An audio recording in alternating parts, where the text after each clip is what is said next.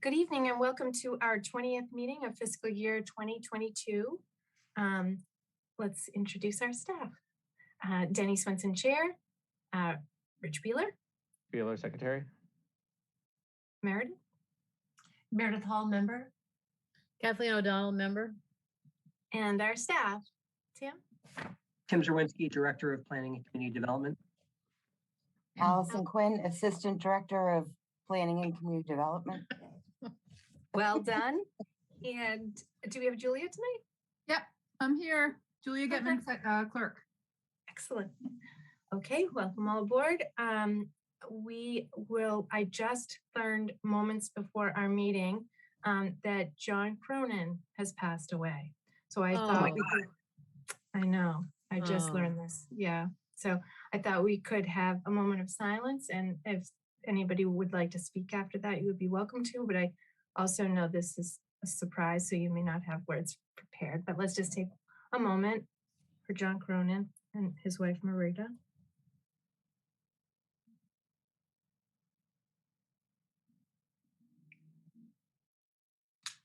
Okay. All right, well, I welcome to open this up. I don't know the details. I do know that he was ill recently, but I don't have much more detail than that. So I'm just sorry to be the one to tell you. Oh, that's so sad. He was such a great guy. I got to meet him when we started to work on the community preservation campaign, like the first or second time. And then I helped the Milton Land Trust go out of business, and he was a trustee of that. And for me, I grew up in New York. I was born in California, lived in Virginia, all that sort of stuff. So it was so interesting to listen to John and the other trustees, talk about, oh yeah, that was that family. And you got all this great history of the town. At every time we had a meeting, it was just delightful. It was sad when it went out of business, because then I didn't have any reason to hang out with those guys anymore. But it was really just was a wonderful gentleman, wonderful gentleman. Yeah, I got to know him a little bit through his work with the Friends of Blue Hills. One of the things that his sort of generation did was they took all the historical structures and got them certified nationally. Blue Hills is a national treasure, and I think he was part of that group that really knew the significance and importance of that conservation area. And he, of course, had all the wonderful stories of all the wonderful families that surround the Blue Hills. And I loved hearing his wonderful stories. It was almost like listening to a soap opera sometimes. Like I couldn't get enough of it. So he's a treasure, and I know he will be missed. And I am feeling so much for his wife tonight. Yeah. I would get emails from John periodically, and it was always about something that the planning board had done, or something that we were doing, or something that, and it's like, how do you remember that? Like most arcane and minute details of any deal, transaction, exchange, whatever, the history would just unwind. And, a lot of times it was not even anything except I kind of feel like he was showing off sometimes, or it's like, oh, here's the backstory of this, this really tiny, minute thing. And it's like, wow, I'm really, that's what a terrible loss for this town. It was an institution, a real legend. That's so sad. It is. I think I got to know him sort of Kathleen the same time during the early CPA, but just knowing what an advocate for open space he was, that I think that when people walk through this town, they don't realize when they walk Turner's Pond, all of this was because he preserved that area. And it was a time when our town could actually purchase and acquire open space and just protect our intersections, just changing the quality of life for all residents. So he was a fighter till the bitter end for the open space, including the working on the deck project. And he was a master gardener on, in his own right. He really was such a talent, and just the reason why I think our town looks like it does is we owe him a great deal for the reason why we look like we do. So as far as open space, it's a big loss. Well, thank you everyone for sharing this time with us, and it's one of the Milton's treasures. Okay, well, on to our next administrative items. Our next meeting dates. I thought I'd kind of go through some of these. We have February 8th as our public hearing. We have for the ADU. We have February 16th as the public outreach session with Dodson Flinker on Milton Village architectural guidelines, plans, and details. On March 3rd, we have our public hearing for the Scenic Way and for the citizens article to amend the temporary apartment bylaw. And then on March 10th, we're meeting a week later. We normally try to do it every other week, but we're meeting a week later because we have the 41 Wharf amendment to the special permit in relation to parking. And that was a date certain. So that had to be done on a certain date. So then the following week, we have the town meeting. So we have March 14th and March 16th as town meeting dates, if it goes longer than one night. So I thought we might want to have a planning board meeting right before those. So if the town meeting's at 7:30, I'm thinking 7, for all of us to get together in case we have any items before that. What do you guys think? 7? We've done 6:30, but I guess we could also play that by ear. But I think 7, just a half an hour. Works. Yeah. Yeah. Okay. All right. So you said March 8th, March 6th, April 8th, February 8th, February 16th, and then what's the next one? The 24th? March I'm 3rd. sorry, March 3rd. Oh, okay. And then March 10th. Just so everyone knows, that 41 Wharf special permit, this is the 88 Wharf special permit, sort of acknowledges the ownership of that group of 41 Wharf, which is the parking lot down at the landing. So the amendment is just around, it has to do with the sale of that property to the town. So it's just one little planning board element of that transaction. Because of our schedule, I kind of had to schedule that public hearing kind of a little bit later than I would have. So within the sort of statutory window that we have to hear that after getting an application. So that's why I think we'd rather kind of do our best to try to get back on the every other week schedule, but just the number of applications and public hearings we had to have is kind of bananas. Hopefully. When does 4440 Granite come back to life? I was thinking right after town meeting, we should, the very next meeting after town meeting, I thought we should put that on the agenda. So we can sort of talk about this as we get closer, but where March is kind of heavily packed because we have March 3rd, March 10th, and then we have town meeting. We could have a meeting on March 31st, or we could go into April. So we can sort of see what we have on the docket at that point. But I thought we should at least get those dates on everybody's calendar. All right. Okay. Approval of minutes. I did not see any issues on the January 13th. It wasn't, I don't even consider this an amendment. We just had April on there instead of Meredith. So that's just like a typo. But other than that, I thought the minutes looked fine. Everybody else good? Yes. Yep. Okay. I move to adopt the minutes of whatever dates they were. November 3rd. Let's get Rich in this. Rich, do you want to say the dates? November 3rd? Yep, approved 30th? the minutes of November 30th, December 9th, December 16th of 2021, and January 13th of 2022. Yep. As No, stated. Should I just ask if you guys took a look at Cheryl's edits for the 9th and the 16th of December. She made some edits to those that she passed around. Yes, I did. Do you know what time she passes around? Because I That looked was at like the. a couple of weeks ago. Just a couple weeks Oh, ago. okay. I looked at the most recent version, so I think I'm okay. Yeah. I did. Yeah. Okay. I didn't put those in yet, so the Um, they weren't put in because they weren't approved by you guys. So if you're okay with it, I'll just stick those in and we'll be. That was the 13th. She sent those, I think. Right? Yeah. Is that it? okay. All right. I'll go ahead and approve those. I mean, I'm okay approving those. Same here. Okay. So Rich made a motion. I made the motion. Rich seconded. Yeah. Yeah. Okay. Okay. All in favor. Rich, Yes. Meredith, Yes. Kathleen. Yes. All right. Staff update. I'm going to defer my staff update. We've got a briefing on that's going to take a decent amount of time. So if I have anything else to add after that, I'll add it towards the end of the meeting.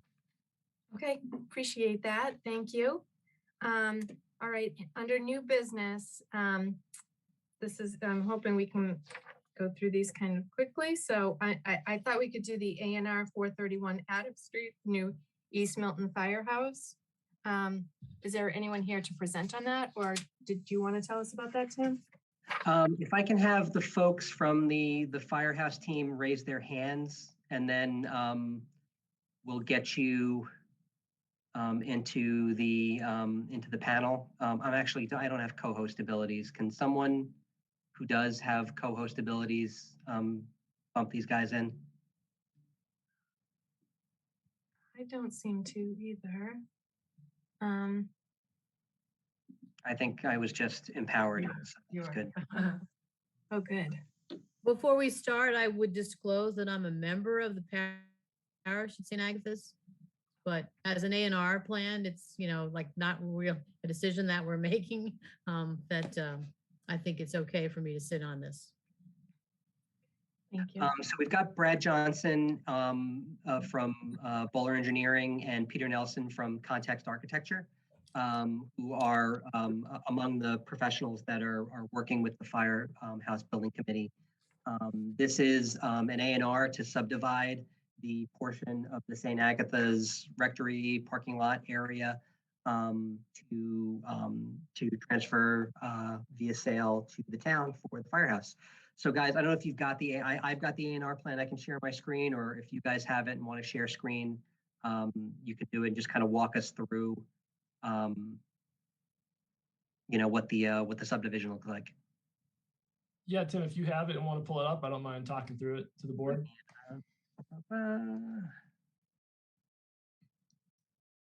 So I will share my screen. Let's get this out of the way. This. Now we'll zoom in a little bit. Maybe zoom out a little bit. Okay. All right, as Tim said, Brad Johnson with Bowler, also joined by Peter Nelson of Context Architecture. We're both working on the Milton East Fire Station, and a portion of that project was to subdivide the lot currently owned by the Catholic Church into 2 lots.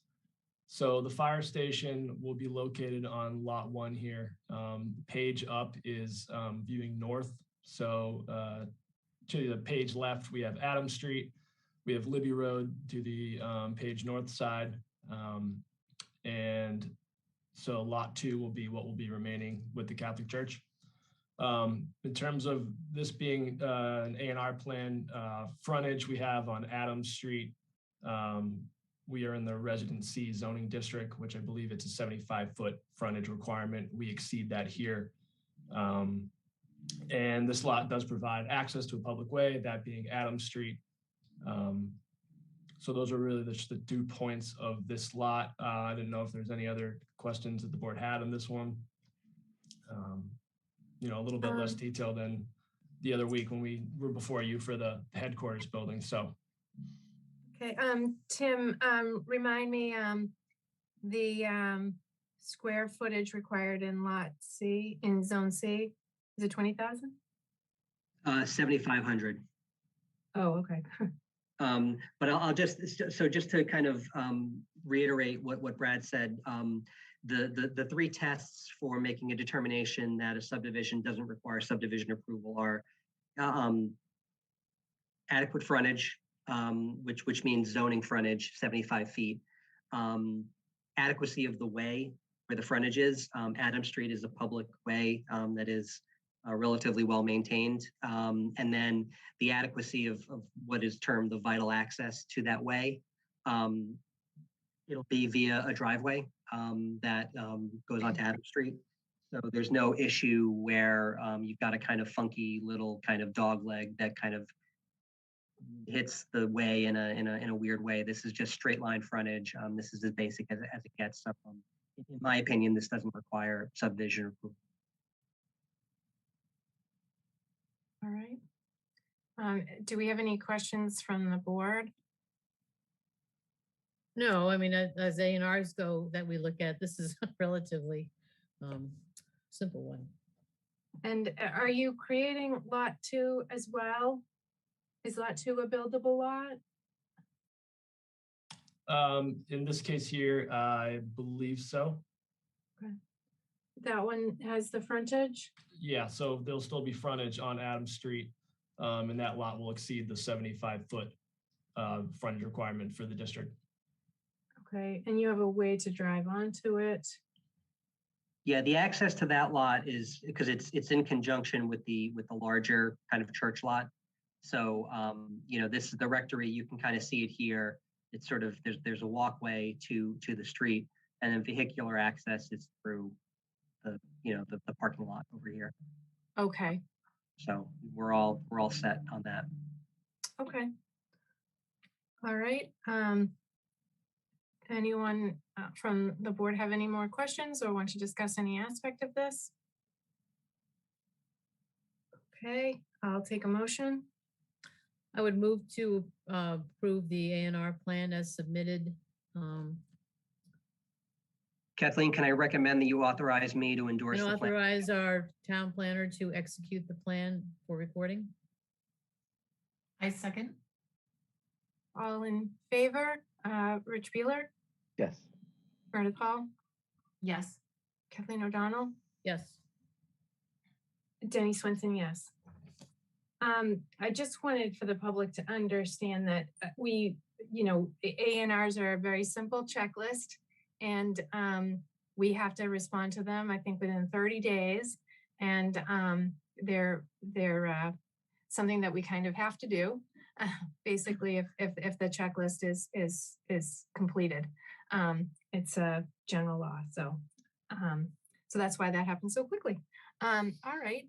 Brad, I think I have a Mylar in my office. I'll confirm and match up the dates and make sure that this is it. And then I'll be in touch with you all about picking up the executed copy. All right, that sounds good. Thanks, Tim. Okay, thank you, Mr. Johnson, and thank you, other Thank you all members very of. much. Have a Thank good you so evening. much. You too. Be well. Okay, so next is a discussion of Woodlot Drive. This is about the acceptance as a town road, release of bond. So I noticed that there was an email that came in today. I didn't know if Tim would like to speak to that, the DPW email. This is two things that we're kind of discussing. The acceptance as a town road, and then the release of the bond that was put up by Pulte to secure the construction of the road. I'm going to bring Mark Mastriani from Pulte Homes onto the panel. The process, this is the first time I've done this. The process of the town accepting a road is a relatively kind of regimented multi-step process. It starts off with a petition from residents. Let me back up a little bit further there. From the very beginning of this, I don't want to use the term saga, but I don't know how to finish this sentence. The development at Town Farm, Milton Woods, Woodlot Drive, the road that served that was always intended to be a town road. That was kind of what we agreed to when we entered into an agreement with Pulte. That's what we agreed to when the planning board issued its special permit for cluster development. And so this is kind of the final, the final piece of the puzzle in that project is to actually go through with the acceptance of Woodlock Drive as a town road. The way the process works is there's a petition by residents, for the town to accept the road. In this case, it's the residents that live on Woodlock Drive are sort of the initiators of the process. At that point, we have everyone in town that has a review function on a staff level, mostly building inspector, my department, DPW and engineering, kind of, inspect the road, make sure that it's sort of been built to the specifications that are laid out in the approval, and just kind of make sure that there are no sort of outstanding issues with the roadway. In the meantime, the select board has a public hearing. Well, the select board has a meeting, I should say, where they kind of make public their intent to take the road as a town road. That's kind of the formal kickoff of the process. And so if you think about the process as kind of like a select board is the bread and the planning board is the peanut butter and jelly in the middle of the sort of public hearing sandwich. The vote to intend to take the road then kicks it to the planning board. The planning board's responsibility in this process is to, as the sort of elected board that issued the permit and kind of laid out the specifications for the road, the planning board is supposed to report to the select board that yes, in fact, this road was built to our specifications, and we don't have a problem with any kind of physical component of the road, and you can accept it with confidence that it's not there's not going to be an issue. At that point, once that report is issued to the select board then has a meeting where they vote to accept the road. And then that goes ultimately to town meeting. We've already got an article ready, kind of assuming that this process goes off without a hitch. The reason that the select board is holding public hearings, just as a matter of kind of arcane, land use law, Pulte has every intention of giving up the road. The homeowners association doesn't want to have the road anymore. They want the town to have the road. Everyone's on the same page here.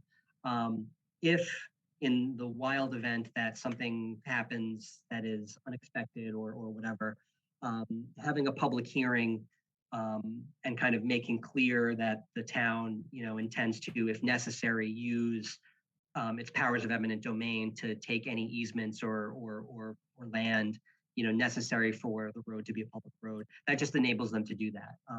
It's really, I don't even want to say belt and suspenders. It's belt, suspenders, and another set of suspenders, because I think, we have every intention of all being on the same page on this one. But so that's why it's a public hearing process. There's notice, once the planning board issues its report, kick it back to the select board holds a public hearing. So all of this is to say that I've provided you all with the as-built plans, which is basically, the road gets built and then you go back and you make a plan that kind of actually, it's kind of, like a picture of what's actually out there, as opposed to sort of the conceptual drawings and the subdivision plans, which are, obviously speculative because we haven't yet built the thing. So it reflects the conditions on the ground. So you've got that. DPW has been reviewing those. I also have provided you with the original approval, as well as all of the recorded plans, subdivision plans, conservation restriction plans, all of that stuff. What I'll say is, I asked Chase Berkeley, the DPW director, to kind of speak on behalf of DPW and engineering, because ultimately, they're the folks that are going to maintain the road and make sure that it's got to work for the plows, it's got to work for the school buses, it's got to work for everything. So I sent an email to you all earlier today from Chase indicating that they haven't identified any issues with the road except for an issue of ponding at the point where Woodlot Drive hits Unkley Road. What they suspect is that there's been a sort of a little bit of a degradation of the crown. Mark can kind of walk through this a little bit more. But when you build a road, you sort of build a crown in the middle so that the water goes this way. Over the course of the construction period, who knows how or why it happens, but that's kind of flattened out a little bit. And so you've got puddling. Every conversation I've had with Chase and the town engineer and the other engineers that are inspecting this, this is not a major issue in the least. It's eminently fixable. And so we've been working with the Pulte team to kind of figure out a strategy for fixing that. So I'm going to kind of kick it back to Mark. He can talk just a little bit about the process of building the project and building the road. And if he can kind of talk through a little bit of what his conversations with the DPW and engineering department have been about that kind of ponding issue, we may be able to, start to put that to bed. So, Mark, thanks for being here, and go ahead and take it away. Thanks, Tim. That's difficult to go after that. That was a lot of information. Hello, board members. Good evening. It's good to see you all again. So I don't really have anything prepared other than to say, we're excited that we started Milton Woods and the construction of Woodlot Drive many years ago. And we're excited that the project was a huge success. And we think the project is an asset to the town of Milton and came out successfully in the way we all envisioned it. So we're at the process now where it's complete, and we went to the Board of Selectmen last meeting, and they referred they're following the process, and they referred the review to the planning board, and that's why we're here tonight. Tim's right. So we got a comment from Chase and his team last week that there was some puddling at the bottom of Woodlot Drive. I sent the comment to our engineer and to our director of construction. I know they were out there this week. I think they agree that there's some ponding there that is happening exactly what Tim said. I think there's been some settlement there and there's a little bit of a dip. So the question is, and so we'll repair it. And the question is, do we repair it now in the middle of winter, or do we work with Chase and Tim and your team and do it when it makes most sense and coordinate the repair so that we do it properly and we do it the way the town wants it. And that's where we're at. So we inspected it, we saw it, we agree, and now our next step will be to contact Chase and coordinate the repair to his satisfaction. Not a big deal at all. Certainly understandable. And so I just wanted to communicate that we will take care of that, and we will let Chase know as well. But it's just a matter of, do you do it in the middle of winter, or do you do it as soon as the weather gets a little bit better? That's really that's yet to be determined. Okay. So, I'm sorry, I just wanted to kind of add on to that a little bit, because I think it relates to the issue of the release of the bond. The bond is, we do this, frequently on subdivision projects where, again, it doesn't happen very often, and you hate to see it happen, but, for whatever reason, you're in the middle of construction and, the developer goes out of business and you've got half a roadway. Bond is there so that the town has cash essentially to complete the road, so that you don't have half a roadway, serving, a subdivision. So the request on the part of Pulte is, look, we built the road, we're done. Can you release the bond? You've released bonds all the time. So one way that I would like to think about this is there is the road from literally a few feet from Unkley Road all the way up to the end of the cul-de-sac is in good shape and fine and ready to go. There's just that sort of one kind of discrete portion that may need some work. What I'd like to think about is is there a portion, and this would, have to be in consultation with DPW about kind of what they anticipate the cost would be, but to give the planning board, the select board, and the town the confidence that, because I think Mark is absolutely right. We're about to get 2 feet of snow in 2 days, and who knows, when you're going to have decent construction conditions again. It may make sense to do this repair, outside of the timeline of this process. And so is there a way to withhold a portion of that bond to secure the work that still needs to be done, while releasing, the significant portion that was meant to sort of cover, the rest of the construction of the roadway. So that's something that, again, typically when we talk about these issues of bonding and these amounts, that's something that we work closely with DPW on to determine a figure that, again, Pulte has been a trustworthy and really great partner throughout this whole process. We don't have any indication that they would not make these repairs. But the bond is the thing that sort of gives you the confidence that, hey, the work's not, the work still needs to be done, but we know it'll get done because we have, A, a trustworthy partner, and B, sort of the fallback of a portion of the bond that remains. Kathleen, you had your hand up. One quick question. What's the size of the bond? What's the amount? Mark, do you have that at the tip of your fingers? I should. I don't, but I will find it right now. Well, while you're looking for that. I think it's 855,000, but let me confirm. Okay. Okay. So as you said, there's 2 processes here. One, the acceptance of the road, and then the bond is a separate sort of thing. Is the intention that the town isn't going to get the fee? I would never recommend that, and neither did council, that it would be only an easement as a public way. The underlying fee would still be held wherever it goes. The town shouldn't own the fee. So is that the way this has been drafted?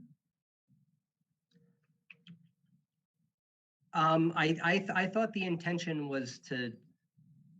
We just want to lay it out as a public way. We don't want to take the underlying fee. That I'll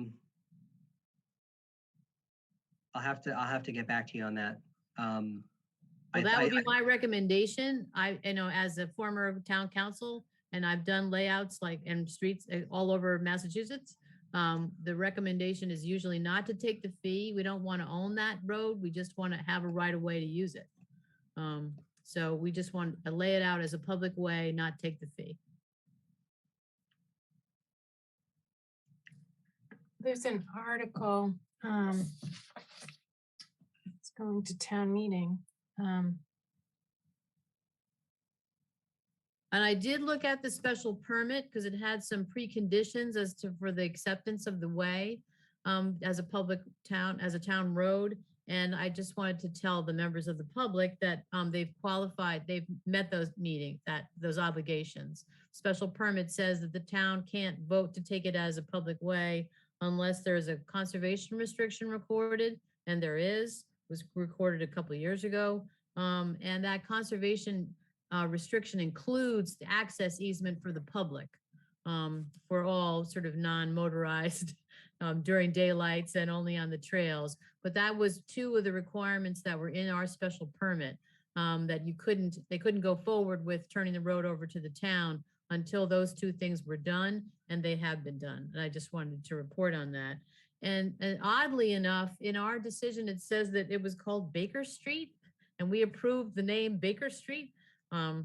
Apparently it's not called Baker Street, something more evocative like Woodlot instead. So I don't know whether that needs to be changed, or we have to recognize that they can call it something else or whatever they want. But I just I said I wanted to check and make sure that all those pre-qualifications had been met, and they have. So the amount of the bond is 485,000 and change. Oh yeah, okay. And we originally had proposed the name of Baker Street, and the town did not approve that, and the town told us to call it Woodlot Drive, and we accepted and said no problem, and that's how Okay. Woodlot Drive. It's just kind of funny. So yeah, so I don't have, I mean, that bond is way more than would ever be required to do a minor repair like the dip in the road where it meets Unquity. Yeah, and Tim, I don't understand I mean, my understanding all along, and we've only, done a handful of these, is that the town would accept the fee. I mean, it was, lay out as a public way and take the fee in the roads. But I would defer to, I'm sure you're going to ask your town council and get back to me on that, because that would be news to me, Kathleen. I don't know what's right or wrong. I just No. It's and our town council in his memo that he included in the materials says the same thing that my former firm, Kopelman and Page, always says. We don't take the fee. Okay, so that must be standard then. I just never understood that. So the question, as long as you, by not taking the fee, does that mean you're saying as long as the town, picks up the trash and maintains the? Oh yeah. No, it's a public way and it's used for all public purposes. It's just that we don't usually recommend that you take the fee. On the odd circumstance, it hardly ever happens that there was a hazardous waste site and this road is on top of a hazardous waste site. We don't want to be responsible for the cleanup of the hazardous waste because we just have a public way to use it as a street. So that's the general idea. And that's why the advice usually is to people, to towns, to just say, just take the road as a public way and for all purposes for a public way, but we don't need to own the underlying dirt. So this is the article, and this was also prepared by town council. Yeah. It doesn't appear to. I think this is kind of scarier sounding than it actually is. I think we're still kind of all kind of talking about the same thing. We're going to plow it. We're going to, pick up the trash. We're going to patch it up when there's a pothole. That's kind of that's always been the intent. I think, obviously, Pulte's done with this project. They, it's been fun, but time to move on and get out of town.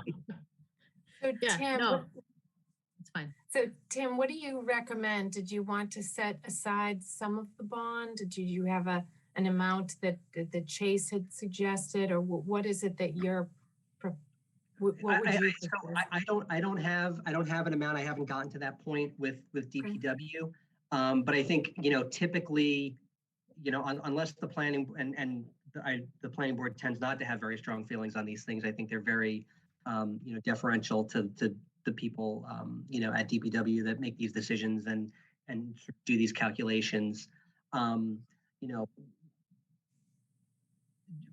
Basically, recommending that the town, accept the road, conditioned upon, repairs to fix the ponding issue at the bottom of the road, and that, the bond be released minus an amount necessary to secure those repairs as determined by DPW, just so that it kind of covers you all, and lets the sort of subject matter experts make the ultimate kind of dollar figure decision. Okay. Well, I actually like that language, so I hope we can somehow repeat that in a moment. But I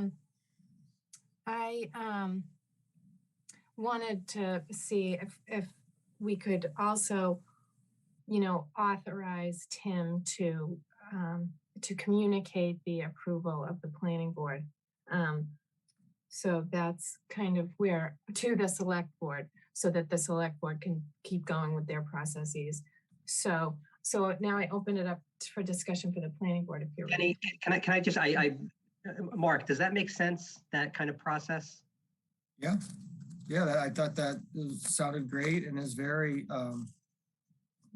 supportive and cooperative and reasonable. Yeah, absolutely. Sorry about that, Danny. You can go ahead. That's great. No, I'm glad to hear that too. Okay. Did any other planning board members want to talk about that now that we have an understanding from Tim and from Kathleen?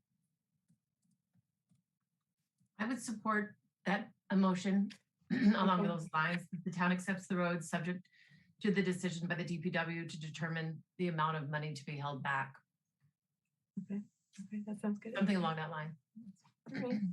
And Rich, did you have any thoughts? No, nothing to add. Okay. How's it sound to you, Kathleen? No, that's fine. Okay, good. So Okay. you want me to take a run at that and someone can move it? Yes. I vote that the planning board vote to recommend to the select board that Woodlot Road be accepted as a public way.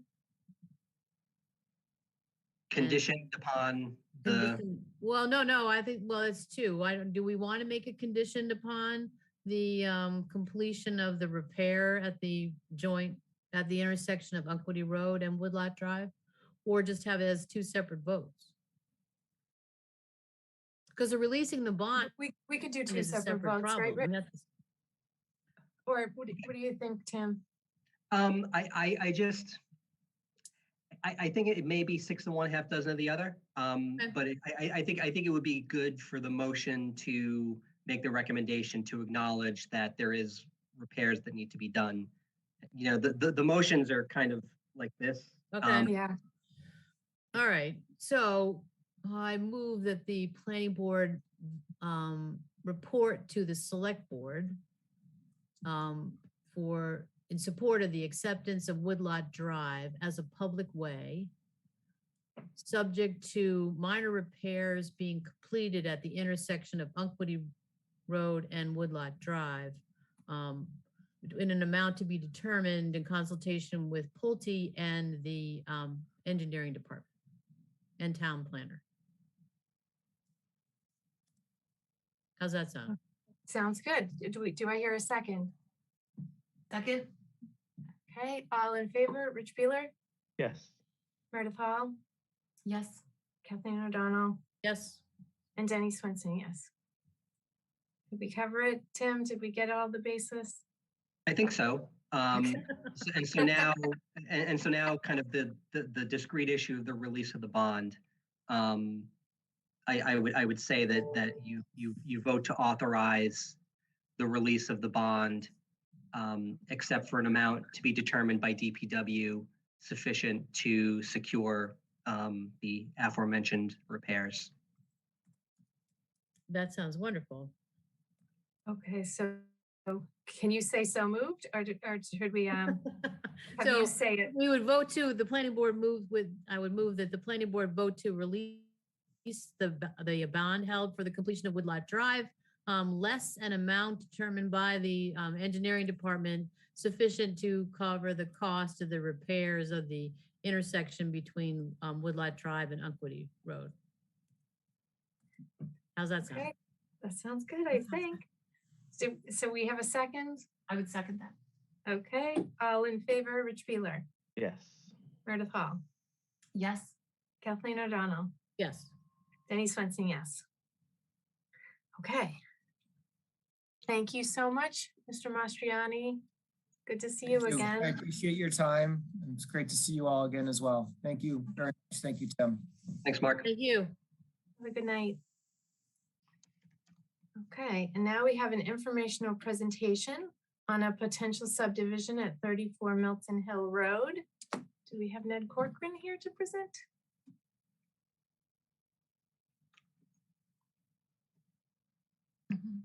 Should be on his way. Okay.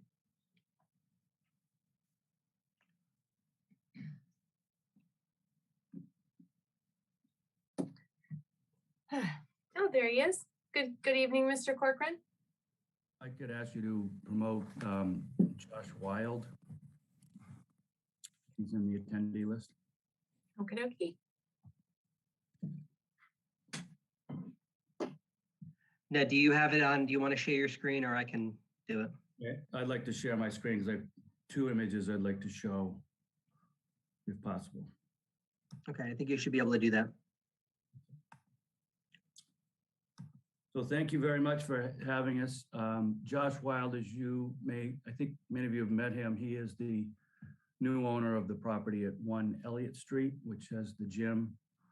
And he's proposing a redevelopment of that property, including the development of a potential brew pub, with an article going to town meeting in March to authorize the town to grant a liquor license should we get all the way through all of the processes associated with that. He has recently put property under agreement at 34 Milton Hill Road. And I'm showing you now is from the town's GIS website. This is actually the property that was owned by Bernie Lynch, a longtime member of the planning board. It's currently owned by Joseph Rogan, who lives at 90 Forbes Road. You can see 34 Milton Hill Road is at the very end of Milton Hill Road. It's a very large parcel that goes down to the Neponset River. And Mr. Rogan lives at 90 as an immediate abutter. Mr. Wild is preparing to purchase the property and would like to divide that property into 2 lots, which would require the creation of a new road to establish, we think, to establish frontage down the road. So it would be an extension of Milton Hill Road into the property at 34 Milton Hill Road and down to create frontage for 2 lots, one about an acre in size and a much larger parcel that would extend down to the water. And Mr. Wild plans on developing 2 houses, one on each of those 2 lots. I'll stop sharing and show you a separate, very schematic plan.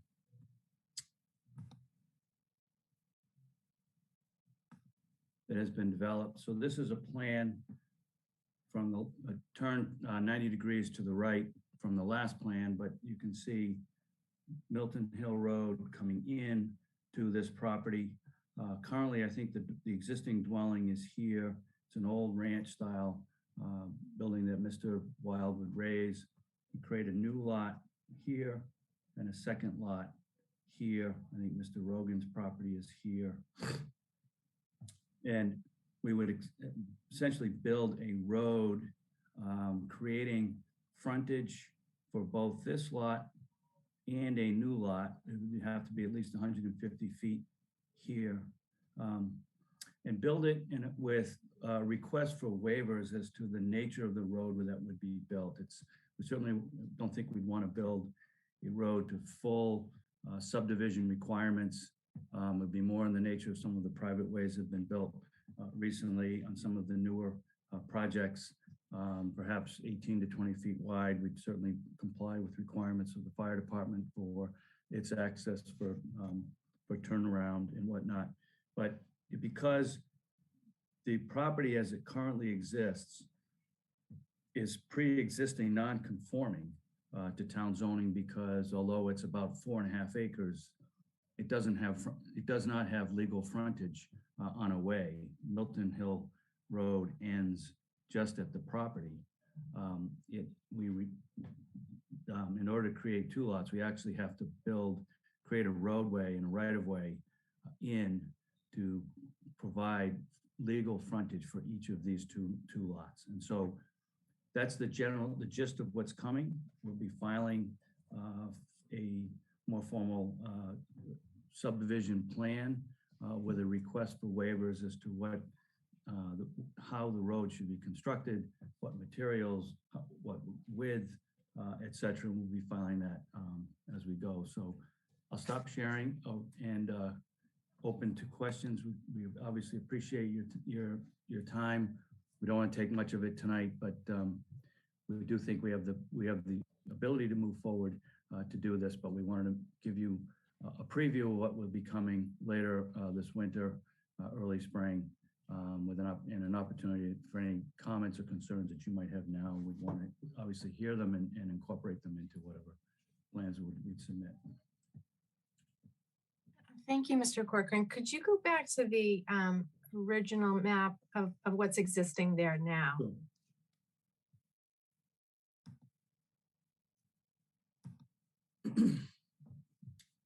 Sure. And so could you sort of point to where you would be extending the road? Yes, so you can see Milton Hill Road comes in off of Adams Street. This is on Milton Hill. It extends down through 4 lots, and it gets to the last lot, which is 34. It comes in through a driveway to a point, and currently there's a driveway that serviced the road, the house that Mr. Lynch lived in for many years. So the idea would be to extend this road in some fashion down to a point, create 150 feet of frontage on a lot that would be here, and 150 feet of frontage on a lot that would be the balance of this property. Normally you would say which it should be done to full width of a subdivision road. We'd have to determine what's the appropriate width, 18 feet, 20 feet, lighting, stormwater detention, all of the things that would need to produce in the subdivision plans. But the idea would be that this would be an extension rather than just a driveway in. It would be an extension. You can see here that the property line is narrow and it does not have 150 feet of frontage on Milton Hill Road. It's a lot that was pre-existing non-conforming to zoning. It's a lot that's been in existence for a long time. Unlike these lots on Forbes Road or Sherrill Drive over here, all of which have the required amount of frontage and lot area, as do 10 and 22 and 27 Milton Hill Road and 244 Adams Street. They all have adequate frontage and lot area. This has plenty of lot area, but it has very limited frontage. So we do need to create a new roadway, whether that's a road that would be accepted by the town, similar to what the last discussion, or whether it would be a private way maintained by these two lot owners. But we do need to have a roadway that would be recognized as a roadway, that would be dedicated within an easement plan, demonstrating that it is a easement for roadway access with adequate frontage, 150 feet in each case. So, the length from here in would be somewhere in the nature of 300 feet to provide 150 feet of frontage for a lot that would be cut this way, and then 150 feet of frontage for the remainder of this lot. Thank you for explaining that to me. I think I'm just talking for myself right now, but I think a narrow private way that meets the necessary requirements for frontage would make sense for me. It seems like it's almost like on a hill, and you're going. The property goes down to the Neponset. There's a crest on the hill somewhere in here, and it does drop down pretty significantly as it goes down to the Neponset. This is a pretty significant slope. So the house, the two houses would be developed here and here on the flat before it drops down. And you're right, this is a new roadway that's serving two lots. It needs to provide adequate fire access and whatnot. But I agree, it doesn't need to be, 40 feet wide with, everything else that comes with a standard subdivision roadway. Right. So, I would be interested in being flexible in that direction for the ecosystem issues. The less impervious, the better. Right. But of course, I would want to follow the safety, for the fire safety. So that's just my immediate response to your first walkthrough of the plan. But I'm open to hear from. And it seems like, you have, is it zone A? Yes. And you have the square footage. So it's really just the frontage that you need. Right. On A. Okay. On a legal way. And, are there any other waivers besides the frontage? Well, we have to create a roadway with frontage, but the waivers would be to some of the specific requirements under the subdivision rules and regulations of the department of the planning board for subdivision approval. It might go to width of pavement, et cetera. And, you know, we'd certainly design it to the appropriate standards to meet the requirements of the town, particularly the fire department, the DPW, but would not propose that it be any longer than it would be necessary. And, you know, unlike, say, you know, what you could do is you could think about coming down with a cul-de-sac down here, and you could have a lot here, and you could have a lot here. Desire is simply to create two lots, one large lot down below and one smaller lot up top. Well, I also appreciate on the other visual that you have the building, like you said, at the top of the crest. So you're leaving the open space closer to the water. I think that's good for the ecosystem. I don't think he's got any choice. It's Right, I was gonna say. the river. Not the And easiest, it's that's right. It also- wouldn't be the easiest property to develop as you go down the hill. But Okay. you know, That's probably true. Yeah, I haven't seen the site yet, and also you have a lot of trees. certainly. And the Conservation Commission has guidelines on tree removal. So where you're thinking of putting the structures, is that where you don't have trees currently? There's probably some up in here, Okay. but we're way off the jurisdiction of the Conservation Commission. I think because this is a river, there's a 200-foot setback from the river, which is probably somewhere up here. Would be working completely outside of, I'm assuming we'd work substantially outside of that jurisdictional area. And certainly wouldn't want to be cutting anything down in here. I think Josh has a really interesting focus on the preservation aspects here, really taking advantage of the locating a new dwelling with the views that are available, but in terms of anything down here, protecting what's down here. It's certainly an important part of, I think, his vision for what might come here. It would sort of be on a parallel plane here, if you would, with Mr. Rogan's dwelling, which is up here. And you can see how these dwellings all along Lower Forbes Road are all located close to the street so that this area down below is protected. And we do follow a similar pattern over here. Thank you. Do my fellow planning board members have any more thoughts or questions, comments? I just would agree with your comments of, you know, a narrow, you know, drive would seem most appropriate, and yeah, and just. Yeah. Yeah, I think this is a real special area, right? You know, right on the water. It's really, I'm looking forward to the sidewalk. Right. Yeah. But we'll certainly look forward to that. We'll be moving forward with the development of preliminary plans. We've engaged an engineer to do that. We need to do some survey. We need to sort of show a preliminary layout. We'll do that. We'll be back before you sometime, probably late winter, early spring, and we'll look forward to a nice sunny Saturday morning where we can take a site walk. We haven't had many of those for our site walks in the last year.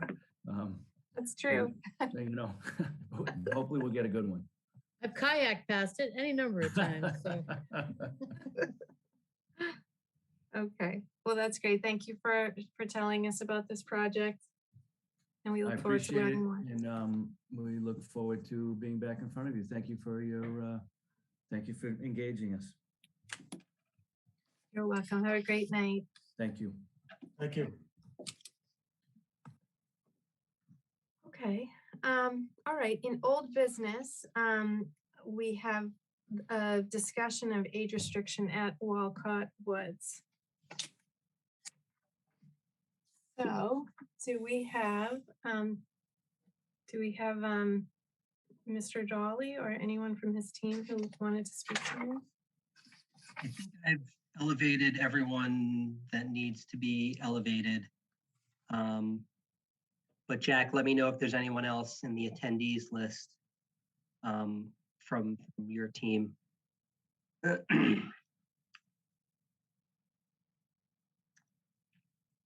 think it's everybody. Okay. So did, good evening.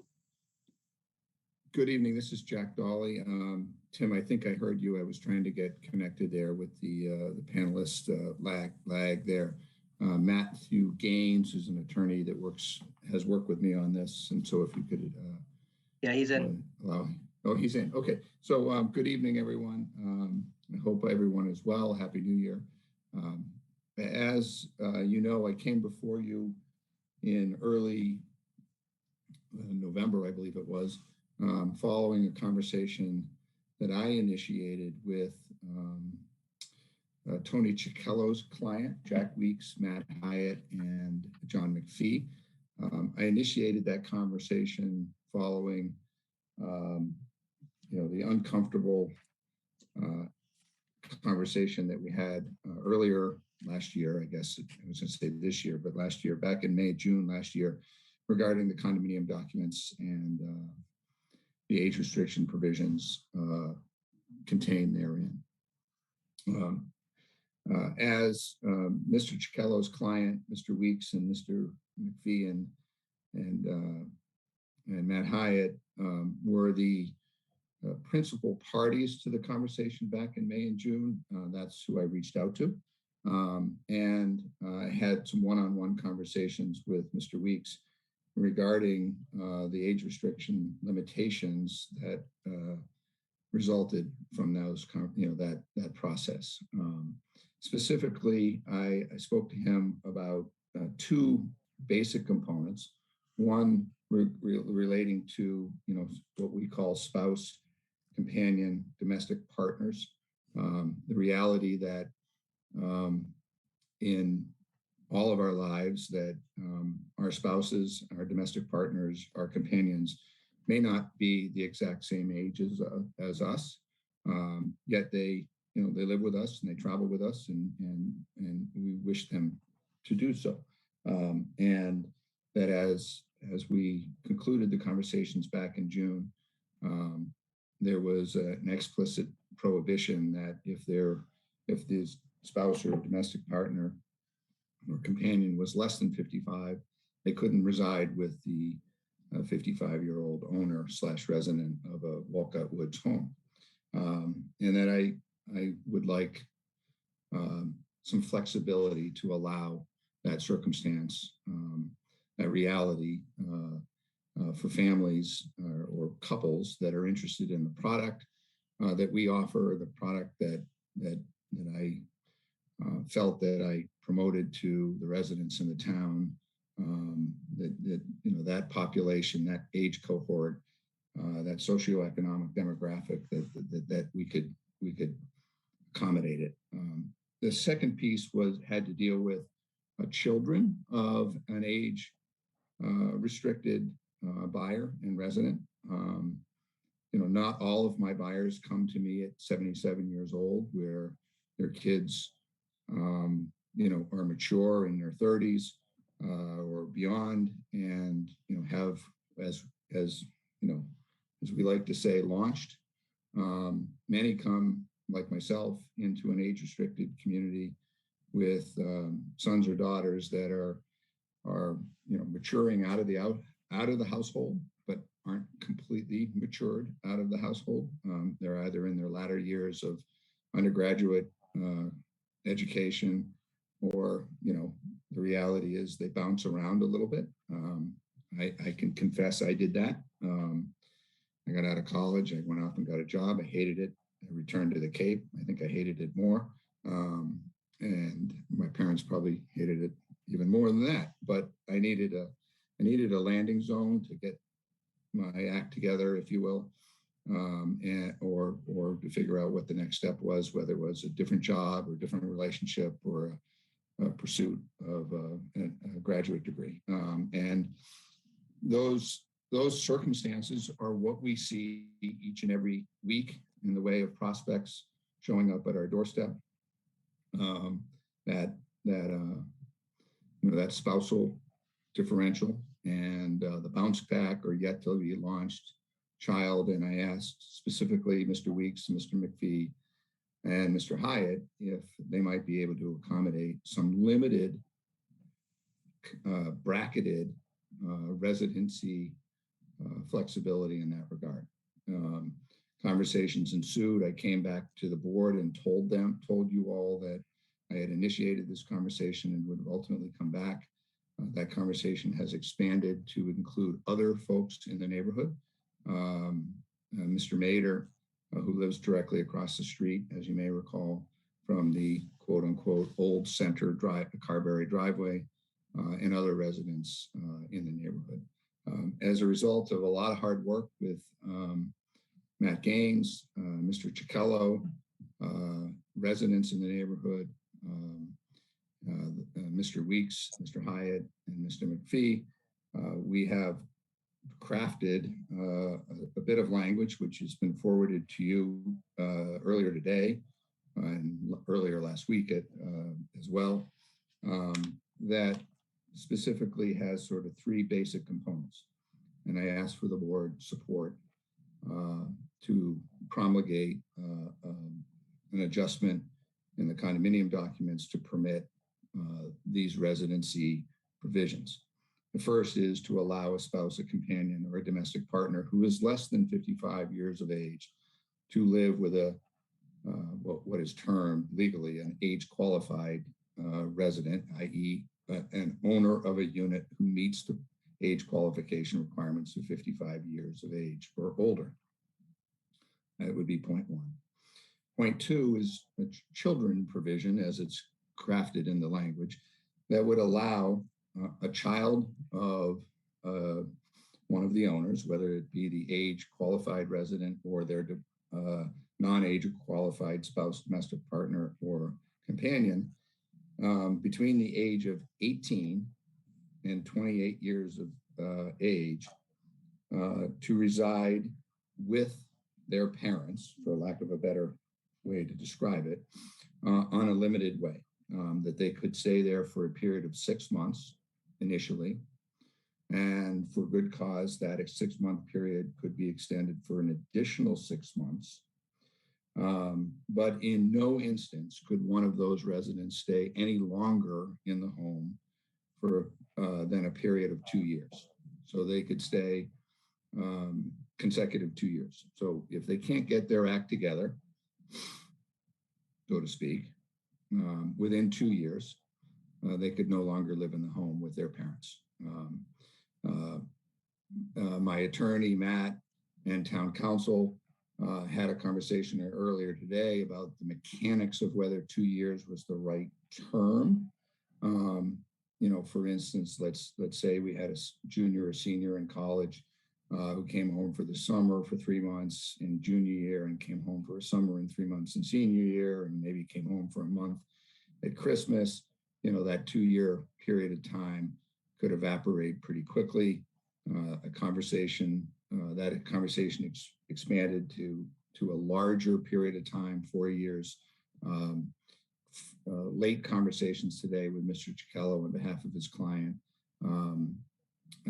We retreated, if you will, or agreed with the original provision that was crafted earlier today of a maximum period of time of residency for someone between the age of 18 and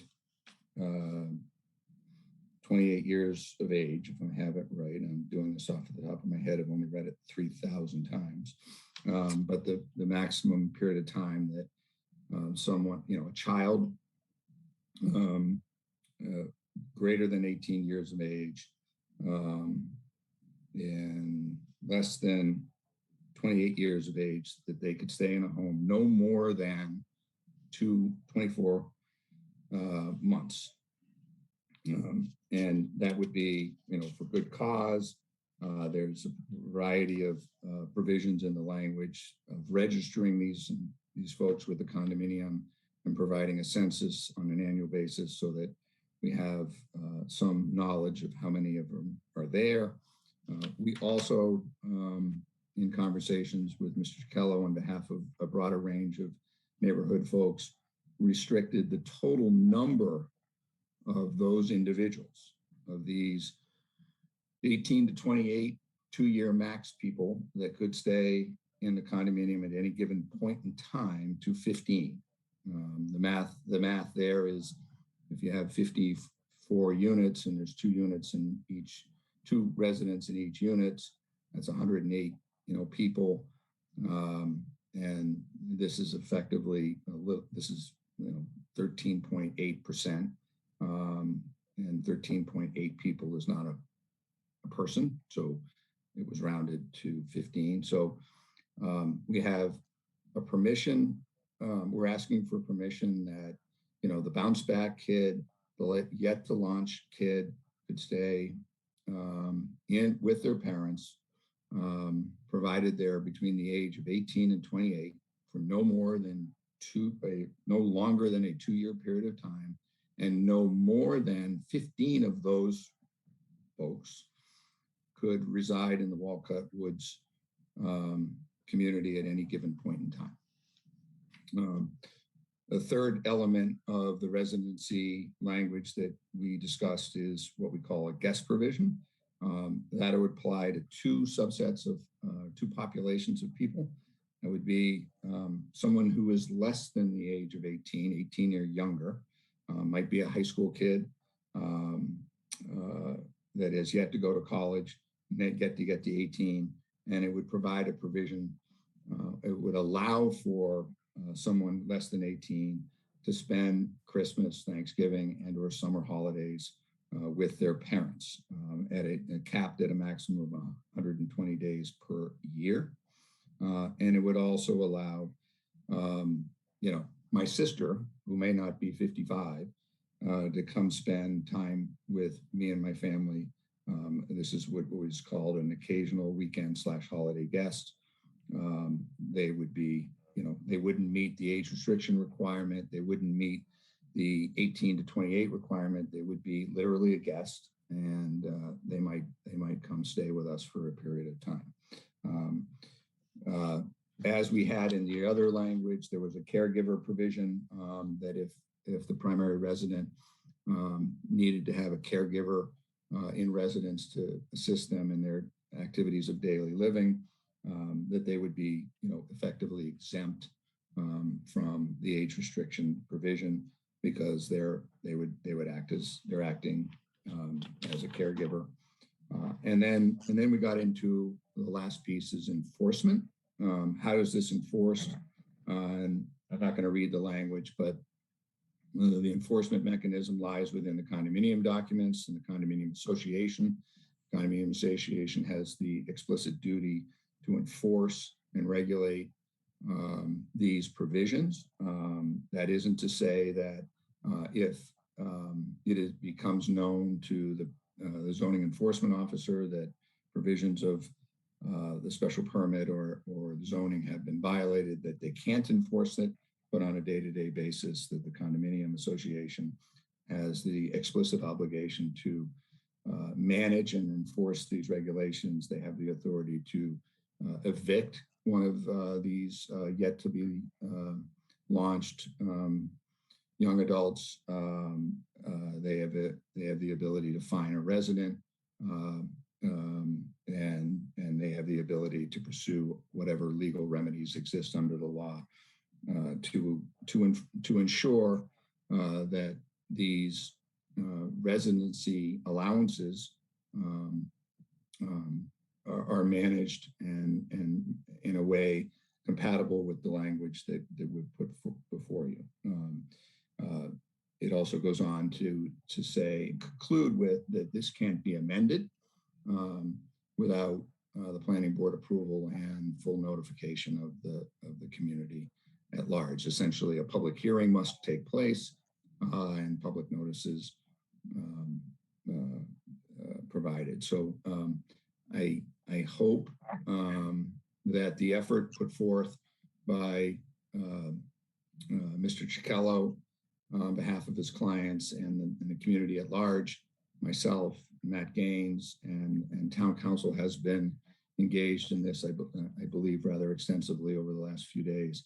I hope that what is before you tonight is a rational, reasoned approach to allowing some exceptions to an absolute strict residency restriction or residency provision at 55. And I would ask for the board's support in the moving forward of this. Thank you. Well, thank you, Mr. Dolly. And I appreciate that you have spent a lot of time with the neighbors and have put a lot into this approach. Thank you. I did want to see if there was anyone else who would like to speak on this matter, and then we could open it up to board discussion. I'm having trouble seeing the.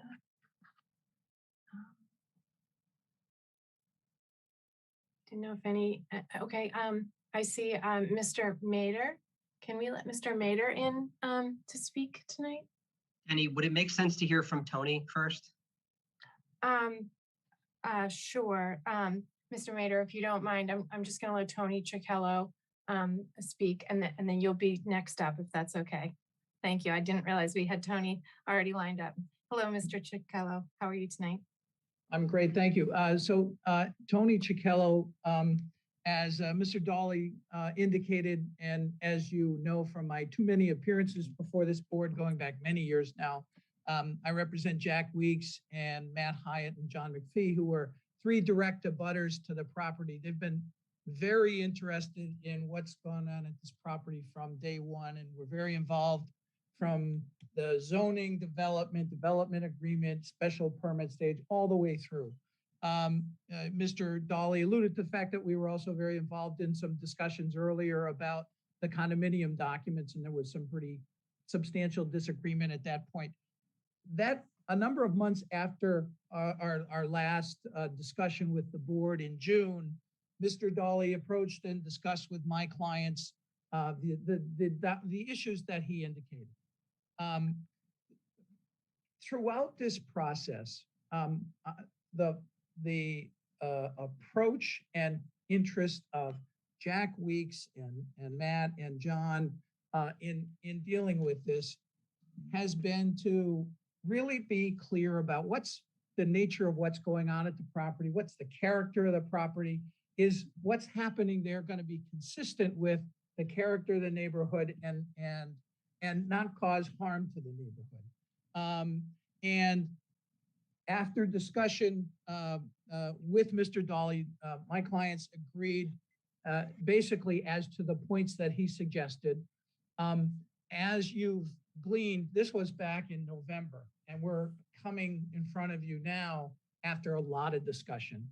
My clients were very interested in the details of how a lot of this played out and enforcement and accountability.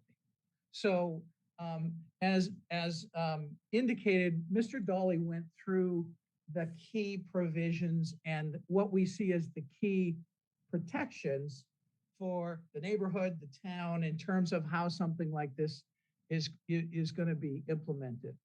I think as Mr. Dolly suggested, the primary area of controversy, frankly, was about the adult children and who is going to be living there for a substantial period of time, who's under 55.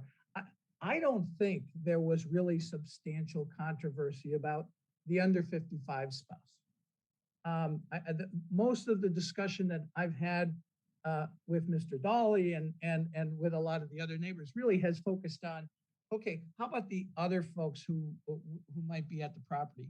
And so there's been a lot of discussion about this and a lot of back and forth and a lot of limitations imposed, both to try to ensure that the character of the development and the neighborhood doesn't change, that the impacts to the neighborhood are not substantially changed via traffic or other issues, which are of real concern to people.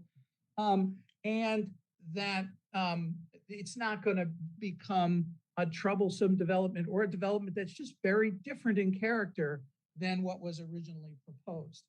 I think at this point, with the limitations that have been imposed and suggested a maximum of 15 people, limitations on the period of time, and also on the sort of as of right ability of people to be in there, and the accountability provisions, including reporting and potential enforcement, I think, and my clients think, provide them with enough protection that they're comfortable in saying that this proposed amendment to the condo bylaws really shouldn't be deleterious to the community or the neighborhood. Everyone has dealt with, pandemic related issues. I've had kids come home for periods of time. Many others in the community have. I think it's made us all a little more sensitive to the need for that. I think this iterative process, as painful as it may have been for those involved, provided substantially more protection for the neighborhoods. My clients are supportive of what's on the table today. So I'll leave you with that. Thank you. Thank you, Mr. Trichello. Mr. Mader, can we bring Mr. Mader in?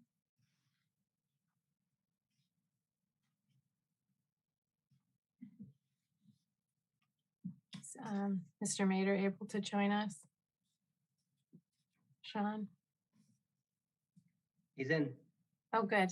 Good evening, Mr. Mader. Good evening. Hi. So are you in a butter across the street? Is that right? Yes. We have Carberry Lane along the side, and you're across the street on Canton Avenue, right? Yes. Okay. Thank you. Okay. As Mr. Dolly stated, we've been engaged in conversations. I've talked with Tony and Denny as well, and agreed the major area of disagreement is on the adult children.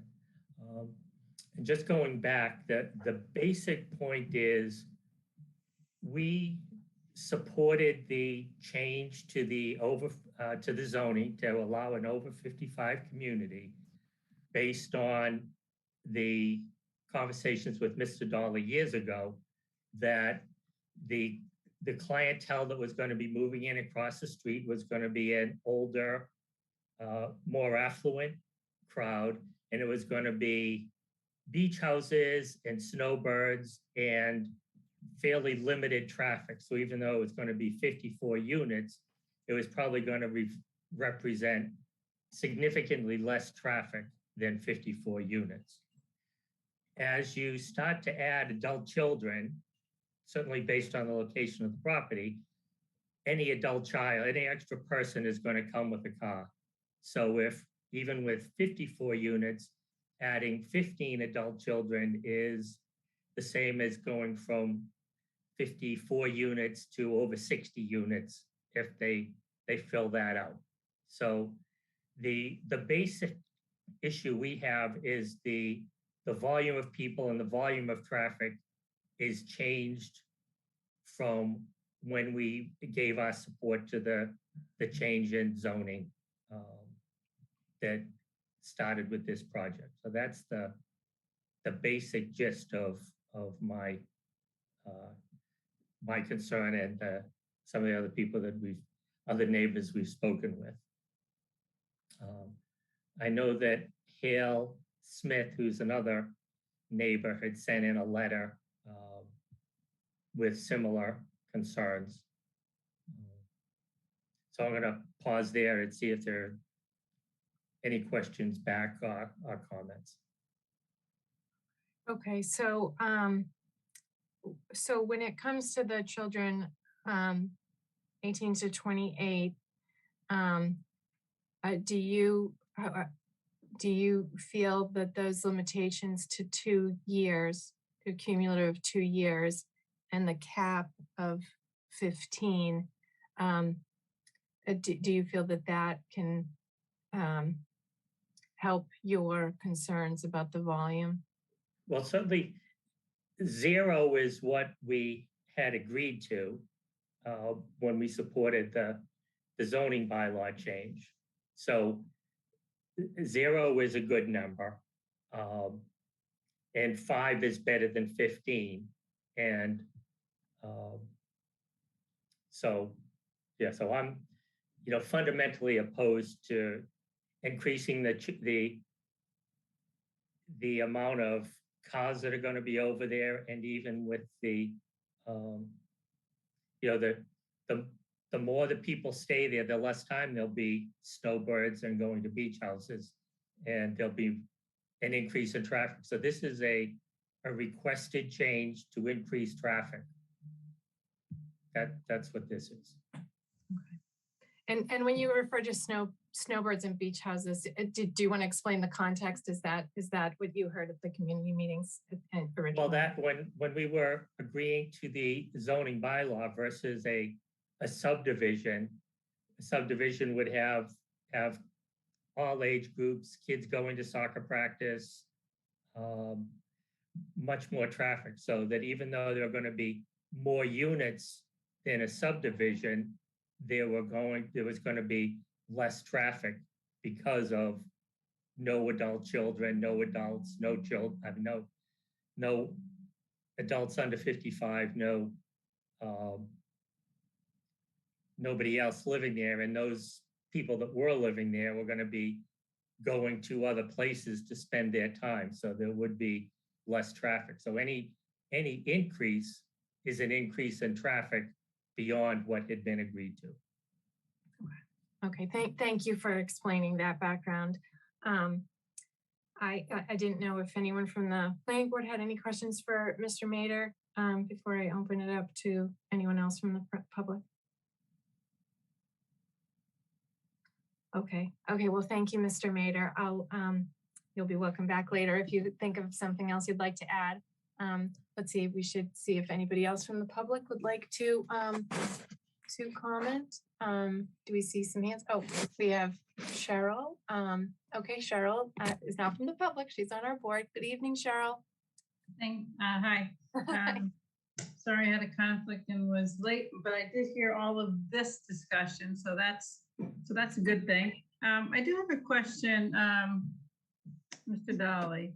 You've done other 55 and older communities and in other communities in this area. Is that correct?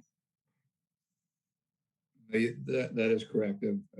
And do you have any of these sorts of provisions in those communities? Not to this granularity, no. And my recollection when I was on the board when the zoning was being developed and when this special permit was issued, I was the chair, in fact. I don't recall the greatest issue in terms of the age restriction. My understanding was that that was so as to not have an impact on the schools, rather than to control, tightly control everybody who might come and go for short periods of time in these residences. Is that your recollection? Anyone else in terms of Mr. Dolly or others in terms of the discussion of how this was discussed as not being age restricted? It was a very last minute change to make this age restricted, is my recollection. I'm sorry. I'm sorry. The town meeting was that the selling point was that it was going to be over 55 and you wouldn't have the impact on the schools, as Cheryl has said. Wasn't any discussion at all about adult children. Yeah, and my concern, the reason I bring these up, then if I may, just is because it's a similar kind of discussion that we've had with the ADUs, where we're trying to use zoning to tightly control the happenings in residences. And we don't do that with the bulk of our single family. We don't say that, you can't have people come visit you, or that your child who's in a transition can't live a certain amount of time. And we don't say that some neighbors get to have your adult child live there and others don't. So how do you go about deciding which 15 kids get to come home and which don't? I mean, if to me, I want to make this more flexible. I understand the conditions here, but I do want to make my point before I say I support these changes, because I'm bothered by the notion that these discussions that we're having want to such tight control over neighbors of a certain type in certain places. I mean, this development, we're seeing just down the street on Canton Avenue, a proposal for a 40B at 16 to 20 units an acre. This is a lot of acreage on this development on this property, which there's 54 units, and we're talking about 15 adult children being able to live there. The impact of those 15 children, I think, is pretty negligible compared to some other kinds of development that we're seeing not far down the road. And so I just wanted to make those comments, to get those out into the public.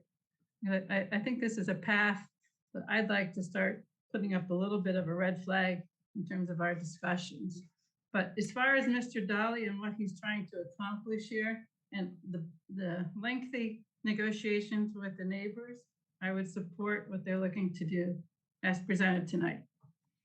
Okay, I just wanted to add a little bit to the history, because there was quite a bit. I want to say there might have been a year or two of community meetings prior to it going to town meeting floor, and what was presented to the community was, I think it was a subdivision of 34 houses. This ended up being 55 units, or there was always the threat lurking in the background. It could end up being a very large scale 40B of hundreds of units. So that is sort of what the sort of choices that the community and the town and the select board and the planning board sort of steered this in the direction of, let's try to think of cluster zoning in effect. So it was I think it was a Great Estates zoning bylaw. So it's about clustering, so you get more units, but you would sort of honor the open space beside the Blue Hills because of all of those principles. Because if you just did a subdivision, it would have carved up everything, and it would have just, subdivisions are beautiful and they have their place, but this was a better way to honor the land and to actually get more units in there. But then having the units have less of an impact on the roadways, the parking, the traffic, the ecosystem, the everything. So it was a long process, and I can understand why a community member or a citizen would say we were trying to keep the impacts, the impacts of 35 versus 55 or 65 units, and so it is navigating a lot of important principles. And the select board agreement said for persons 55 years of age, the zoning at town meeting said shall be limited to persons who are 55 years of age or older. The special permit said occupancy shall be limited to persons age 55 and older. So I can understand that. I don't think that the citizens were thinking of being exclusionary. I think that I honestly don't think that that's what they were thinking. I think Mr. Dolly did a fantastic job of selling the concept that this was a good use for this property. And he demonstrated to all of us in all of our committees, the warrant committee, the planning board, the select board, and the historic commission, every committee in town. He went to the Friends of Blue Hills. I knew because I was the president of the board at the time. And he made a very compelling case that he had a product that would really work for 55 and older, and it would work beautifully on this site. And I think he's right. From everything I've seen, it's been a very good project with very good product. But I can understand it's been 7 years, I think. I looked at some of the dates from the earliest I could find, and it seems like it's been a long process. And I do appreciate Mr. Darley working with the neighbors. I'm interested to hear from the rest of the board.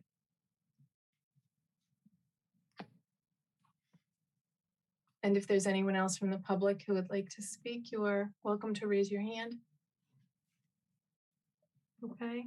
I can just say that I appreciate what you're saying, Mr. Mader, and all of the work that everybody's been putting into this. This is a wonderful project and product for our community.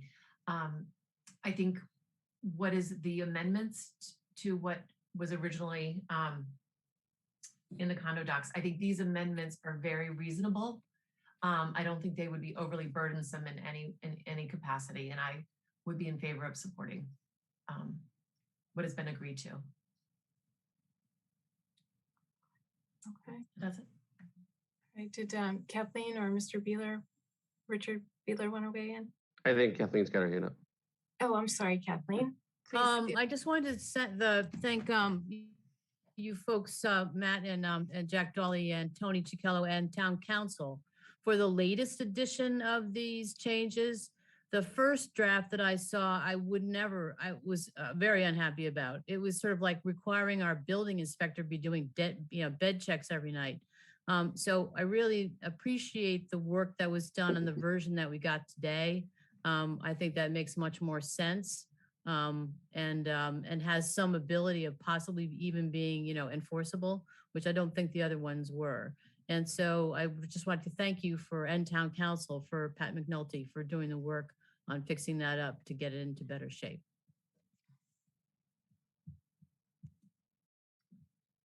Okay. Yeah. Denny, yeah, no, I don't think I have anything to add. I think everybody's kind of in agreement. Not to repeat, but I think Cheryl went a little further on hers, and I just echo what her comments were. I agree to this. It does sound a little restrictive even still, but it sounds like everybody's in agreement with it. So I'm on board. Okay. Well, thank you. All right. Well, thank you, everyone. And I mean everyone, Mr. Dolly and Tony Cicchello and Ken Mader and all of the other neighbors. Did you want to say something else, Ken? Mr. Mader? Oh, you need to press unmute. Okay. Yeah. Just one final, I appreciate where you're coming from. I am a little disappointed about the ease at which a change could be made and whether it's coming back next year for something different.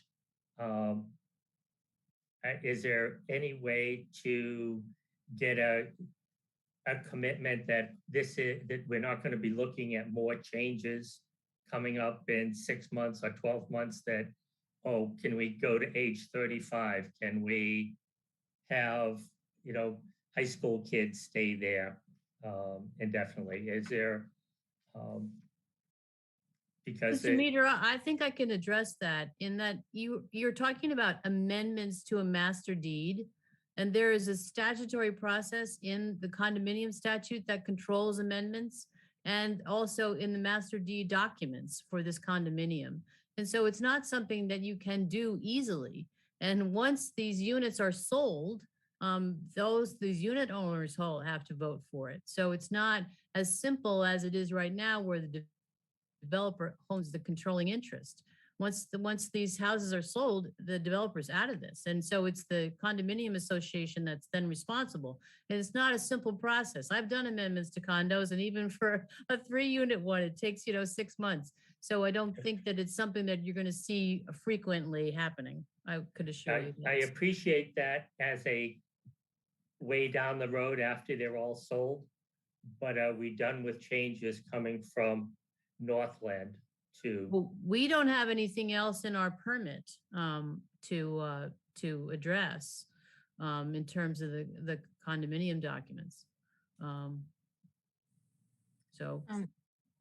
Mr. Dolly, I'm assuming you're not intending to make any further changes after this round. Well, Thank you. Thank you, Madam Chair. Yeah, this has been, you know, quite a process. It's been exhaustive, and you know, it's been as tiresome and frustrating, you know, for me, you know, and as Madam Chair, you've alluded, we've been at this for a few years. You know, I did attend a lot of meetings, and I did sell a vision to the town and to the residents, and I believe we are, you know, executing that vision to a T. I don't believe that this this conversation, these residency allowances in any way, shape, or form undermine the intent and the vision that I envisioned for the property. I've developed probably 1,200 units of this character in my 36-year career, and I have great confidence in our ability. I have great confidence in my team's ability, and I believe that what we're putting on the ground out there is peerless, frankly, in the town of Milton, and it's peerless in suburban Boston. So I do not want to come back to this board to talk about residency restrictions again, and therefore I've taken great care and put forth great effort to grind through this process in a very, very granular and sincere way with everyone involved. And you know, you can never say never, Madam Chair, but I don't envision that these are waters that I want to jump into anytime soon. You know, the project will need to come back before the board for maintenance issues. Stephen Gallagher, my colleague who's managing the job, was before you sometime last year, you know, shifting A units to B units and single units to duplex units, all in the, you know, in the same zones that they presently exist. I know Tim Zerwinski and Stephen have talked about, you know, a second round of that related to the Walcott, what we call the Walcott House Circle in that area. And, you know, that, and Stephen is poised to get back before you and you know, massage that stuff. It doesn't change. I mean, it's maintenance adjustments for building configurations and the like, all good things, all improvement. So I can say to Mr. Mader, you know, while I can't, you know, swear on a Bible that I'll never come back on residency restrictions, I never thought I had to talk about residency restrictions in the first place. And I've never done it in the units that, you know, all of the units that are created in this character, and, you know, that are attractive to this age cohort, that are attractive to this socioeconomic cohort, that do have second homes in different places, that do go south for periods of time in the winter. You know, frankly, it's a bit hard for me to understand that folks don't realize that age cohort doesn't have dogs and cats that lay around and they got to manage. They do. But, you know, if I look at the 121 units in Belmont, you know, this is not an issue. It's not age restricted. I don't have any residency restrictions like this. If I look at the 36 over on Brush Hill Road, we don't have this problem. We don't have any language of this nature. And I can go on and on. So we've taken a lot of time to be very careful, very, very mindful of the concerns that have been elicited with the various, you know, frankly, over the top provisions that we have, but I'm willing to live with them, and I think they're good for the project and they're good for the town. And I would, again, lastly, ask for your support with them going forward. Mr. Giacchello, and I'm only calling on you because you're another lawyer besides Kathleen. But would you be able to explain to Tony the last two boxes of the agreement and how that is helpful probably to the community. See if I can pull this up because I know that we've had a variety of versions of this.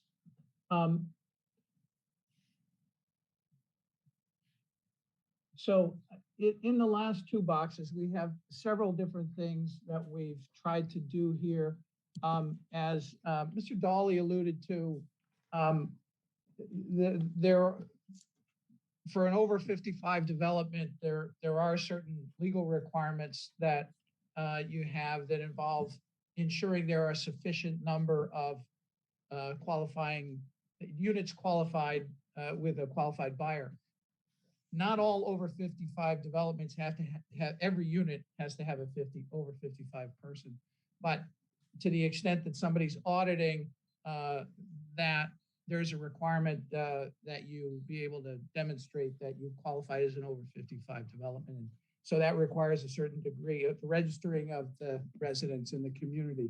To try to enforce the requirements of the bylaws and the protections that we talked about, we asked and Mr. Dawley and his team ultimately agreed to put in a requirement that all of the various individuals that are living there register so that, for example, you would know how many 18 to 28-year-olds were residing in the unit and that type of thing.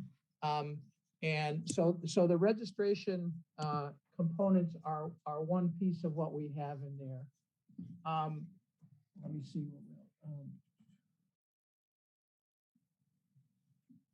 And the other, I think, primary, one primary issue that Mr. Mader alluded to was a concern about amendments to the condominium documents.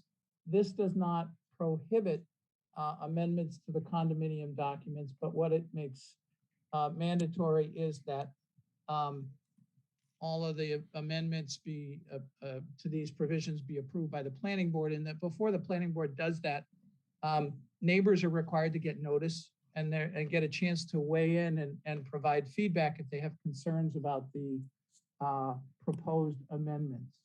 And finally, although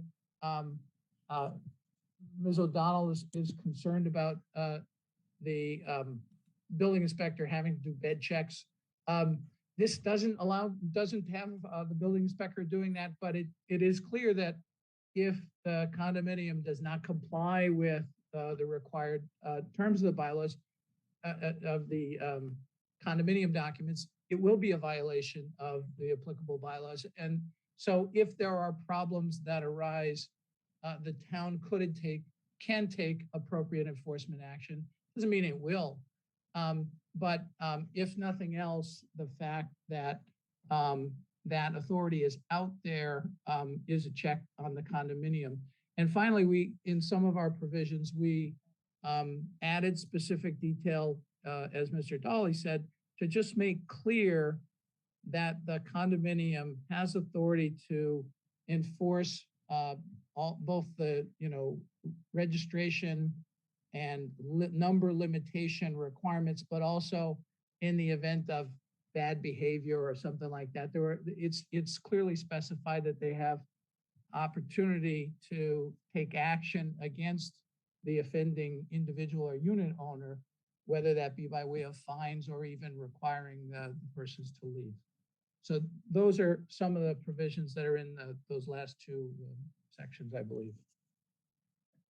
Okay.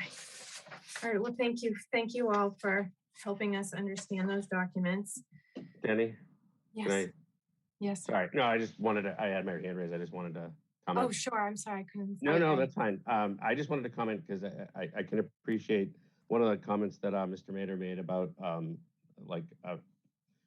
use like the simple, because it does, if you're watching for the first time, or even if you've been watching this and you're watching tonight, this did look like a pretty simple process for us to, I don't think we voted yet, but or did we? I don't even remember. This is kind of, all right, but it does look very simple. I can only speak for myself. but from my point of view, I think it was simple for me because of the great amount of work that went into this by all the parties, Mr. Chichello and Mr. Dolly and others that have come before us. I think most of the other I think all the other board members said similar to what I said. It seemed reasonable. I usually side with, we may see something like this come back, and maybe we will, but it probably won't be as simple if that much work was. It sounds to me like, especially after listening to Mr. Dolly just now, and the amount of work that Mr. Chichello has put into it, a great deal of work on all their parts have went into this. So you've made my job a lot easier to listen to it. So I just wanted to throw that out there because some things do, in my opinion, look like they fly through, but for a reason. Okay, and I will entertain a motion. So moved. I mean, well, we have to have a motion first. So Tim, what is the goal here? So I'd make a motion to approve the amendments to the condominium documents as presented to the planning board and today's version. Yep, our most recent version.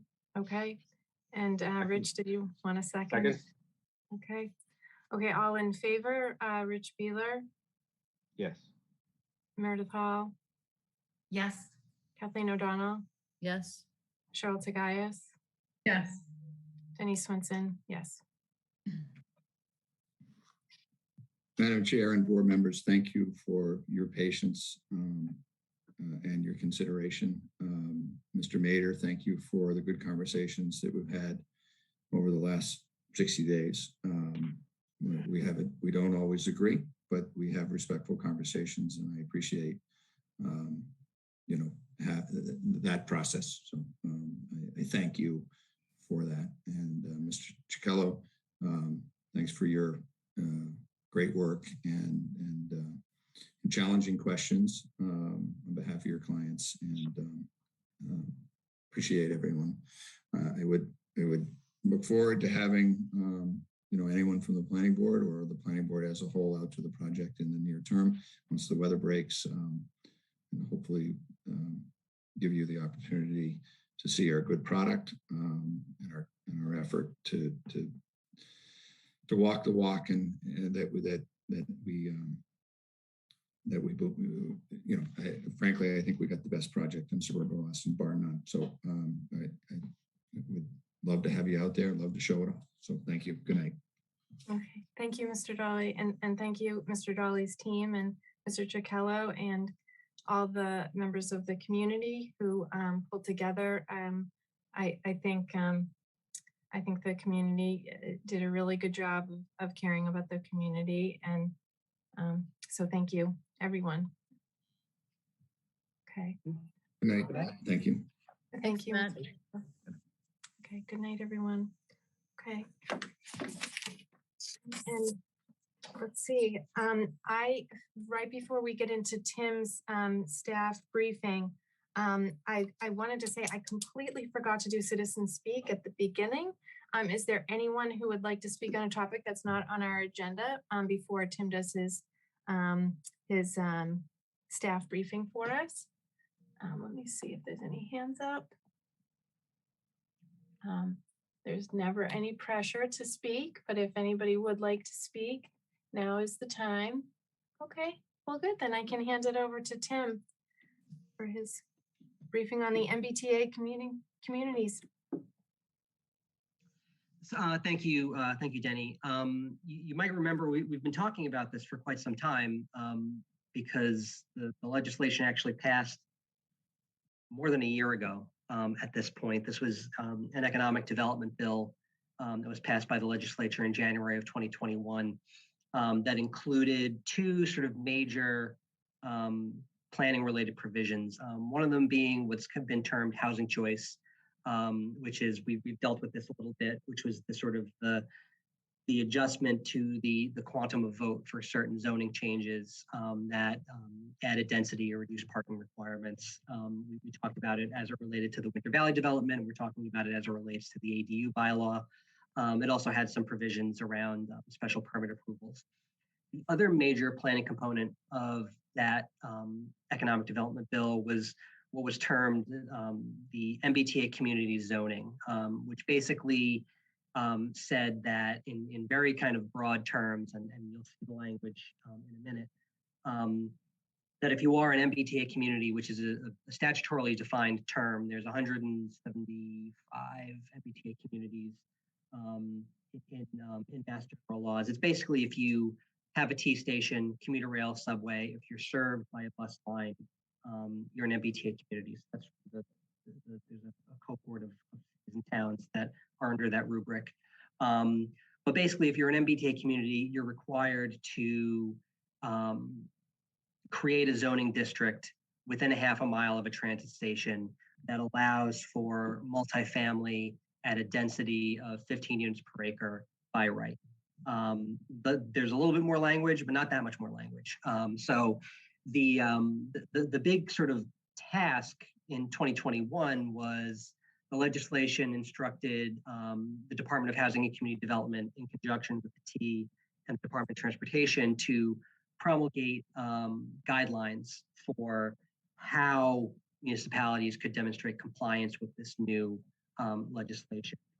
Because again, legislation is very broad, very vague, but says, you are the housing and zoning people. We want you to create guidelines that will give more specificity to towns about how to comply with this. And so we went months and months and months and months. It was sometimes the only thing that we talked about in the planning community was when are we going to get these guidelines from THC? So they came down to December 15th. I distributed them. You might have read them, but if you didn't, that's fine because we're going to talk about them in a little bit more detail now. But they are, well, you'll see. So I'm going to share my screen right now. I've put together a little bit of a presentation to kind of walk through the highlights of this, and then we can kind of talk about, what does the future hold for the next 18 months to 2 years of our lives. So let me share my screen, and then I will put this. Does everyone see? It's a picture of the Milton T station. Yes, I see it. Tim, can I just ask a quick question? And you may have gone over this, but this passed the House, but it's in the Senate now. It has not passed the Senate yet. No, it passed everybody in January of 21. Okay, so it's so it's the law, and what they basically said was, wait until DHCD issues its guidelines, and then we'll start to talk about, deadlines for compliance. We'll get it to in a minute. So this is the law of the Commonwealth right now. So here we go. I touched on this briefly, but just you can all see the MBTA communities legislation, January 2021. It's now Section 3A of Mass General Laws 40A, which is the Zoning Act, which we're all very familiar with. So an MBTA community shall have at least one zoning district, and this is, when I say the language is kind of vague, I mean it, of reasonable size in which multifamily housing is permitted as of right and meets other criteria. So a minimum gross density of 15 units per acre, not more than a half a mile from commuter rail, subway, ferry, or bus, no age restrictions, and suitable for families with children. And then the penalty for noncompliance is you are out of the running for these three major DHCD grant programs: MassWorks, Housing Choice Initiative, and the Local Capital Projects Fund. Local capital projects primarily deals with infrastructure and capital improvements to housing authorities. Housing Choice Initiative is for towns that are kind of actively trying to produce more housing. It's a grant that, if you demonstrate that you've produced a certain percentage of your year-round housing count, you're eligible for this pool of grant money to do additional planning and fund additional housing. And then MassWorks is the big one. MassWorks is in the tens of millions of dollars every year. It's an infrastructure grant program. Milton has availed itself of the program on at least one occasion. The streetscape improvements that you see was kind of in conjunction with the 50 Elliott Street project. But the streetscape improvements on Elliott Street from, basically from Steel and Rye all the way down to Adams Street were done with the assistance of a MassWorks grant. And you see on a yearly basis, towns are, doing sewer infrastructure, they're building new roads, they're, really using this program to supplement their economic development goals with infrastructure. So if you don't comply, you're out of the running for these grants. This is a map of MBTA communities. You can kind of see, in the middle is City of Boston. City of Boston, I was going to say obviously not subject to the law. It's not actually obvious. Boston is not subject to 40A, and so when you make a change to 40A, it doesn't affect Boston. So that's why it's gray in the middle. But you can see, the sort of the commuter rail kind of snaking out into the hinterlands. These are all of the MBTA communities. And you can, there's us, Milton, right down there. So these are all subject to the law. So everyone on this map is doing what we're doing right now. Some of them have already done it, some of them have yet to do it, but they're all starting to have this conversation about, how do we comply with this legislation. So the guidance that DHCD has handed down answers some of the questions that the language in the legislation kind of opened up. So, what does it mean to permit multifamily housing as of right? What does reasonable size mean? How do you determine if a multifamily district has a minimum gross density of 15 units per acre? What does without age restrictions and shall be suitable for children and families with children? What does that mean?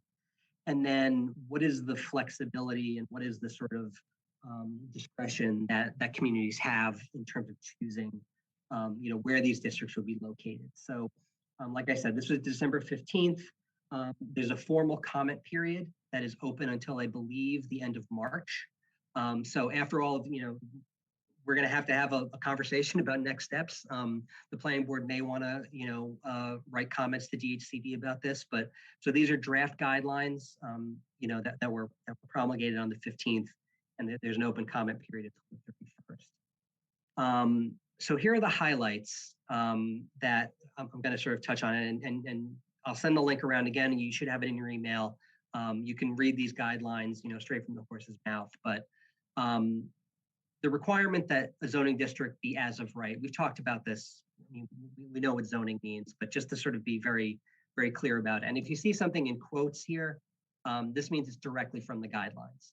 So the construction and occupancy of multifamily housing is allowed in that district without the need to obtain any discretionary permit or approval. Site plan review is allowed. And as you know, because we've been talking about site plan approval so much recently, you can regulate a use for all of the sort of basic, zoning, purposes of safety and circulation and light. A site plan review may not be used to deny a project that is allowed as of right, nor may it impose conditions that make it infeasible or impractical. Basic stuff. It's not anything that's new to towns that have site plan review function. So what does reasonable size mean? This was the sort of big question of, some people think one type of district is a reasonable size, other people think another type of district. So what do we need to do to reach a district of a minimum size? And so there are a couple kind of overlapping tests is the term that I'll use. So the minimum land area test is the first one. Should not be a single development site on which the municipality is willing to permit a particular multifamily project. So not something like a PUD, which we've done in Milton Village and the Great Estates PUD and everything like that. It's got to be a district. So it's got to be at least 50 acres, which they've kind of calculated as approximately 1/10 of the land area within a 0.5 mile radius circle. You can do overlay districts, but at least one portion of the overlay district has to be at least 25 acres, and no portion of an overlay district can be less than 5. So what they're trying to prevent there is you do, 50 1 acre overlays kind of spread out over, they're looking for a significant contiguous district. It doesn't have to be entirely contiguous. An overlay can have patches where, the underlying zoning is what it is, but you've got to have at least 25 contiguous acres, and nothing can be smaller than 5 contiguous acres. Just so that you have an idea of what 50 acres means, I'm going to bring up, unfortunately, I only did it in one window, but what I'm going to show you here is, we're familiar, this is the Milton Village sort of area. We just did a overlay that is more or less, sorry. I'll try to do this in real time, but we all know what the overlay district looks like. But I just want to sort of show you on the map what we're talking about here. So this, give or take is, sorry, I have multiple, I was doing this while Jack was talking, because I talked to Jack a bunch this week, so I knew what he was going to say. So the Milton Village area is approximately 26.2 acres. All right. So when we say 50 acres, we're saying a little less than twice this area. If you added the Central Ave Business District, which is contiguous to this, that's another 6.5 acres. So you're still at, 18 more acres. If you wanted to do something where like, oh, we'll just do the business district, well, you've got to come up with another 18 acres. It doesn't necessarily have to be contiguous, but has to be at least 5 acres, combined to sort of, get up to that 50 number.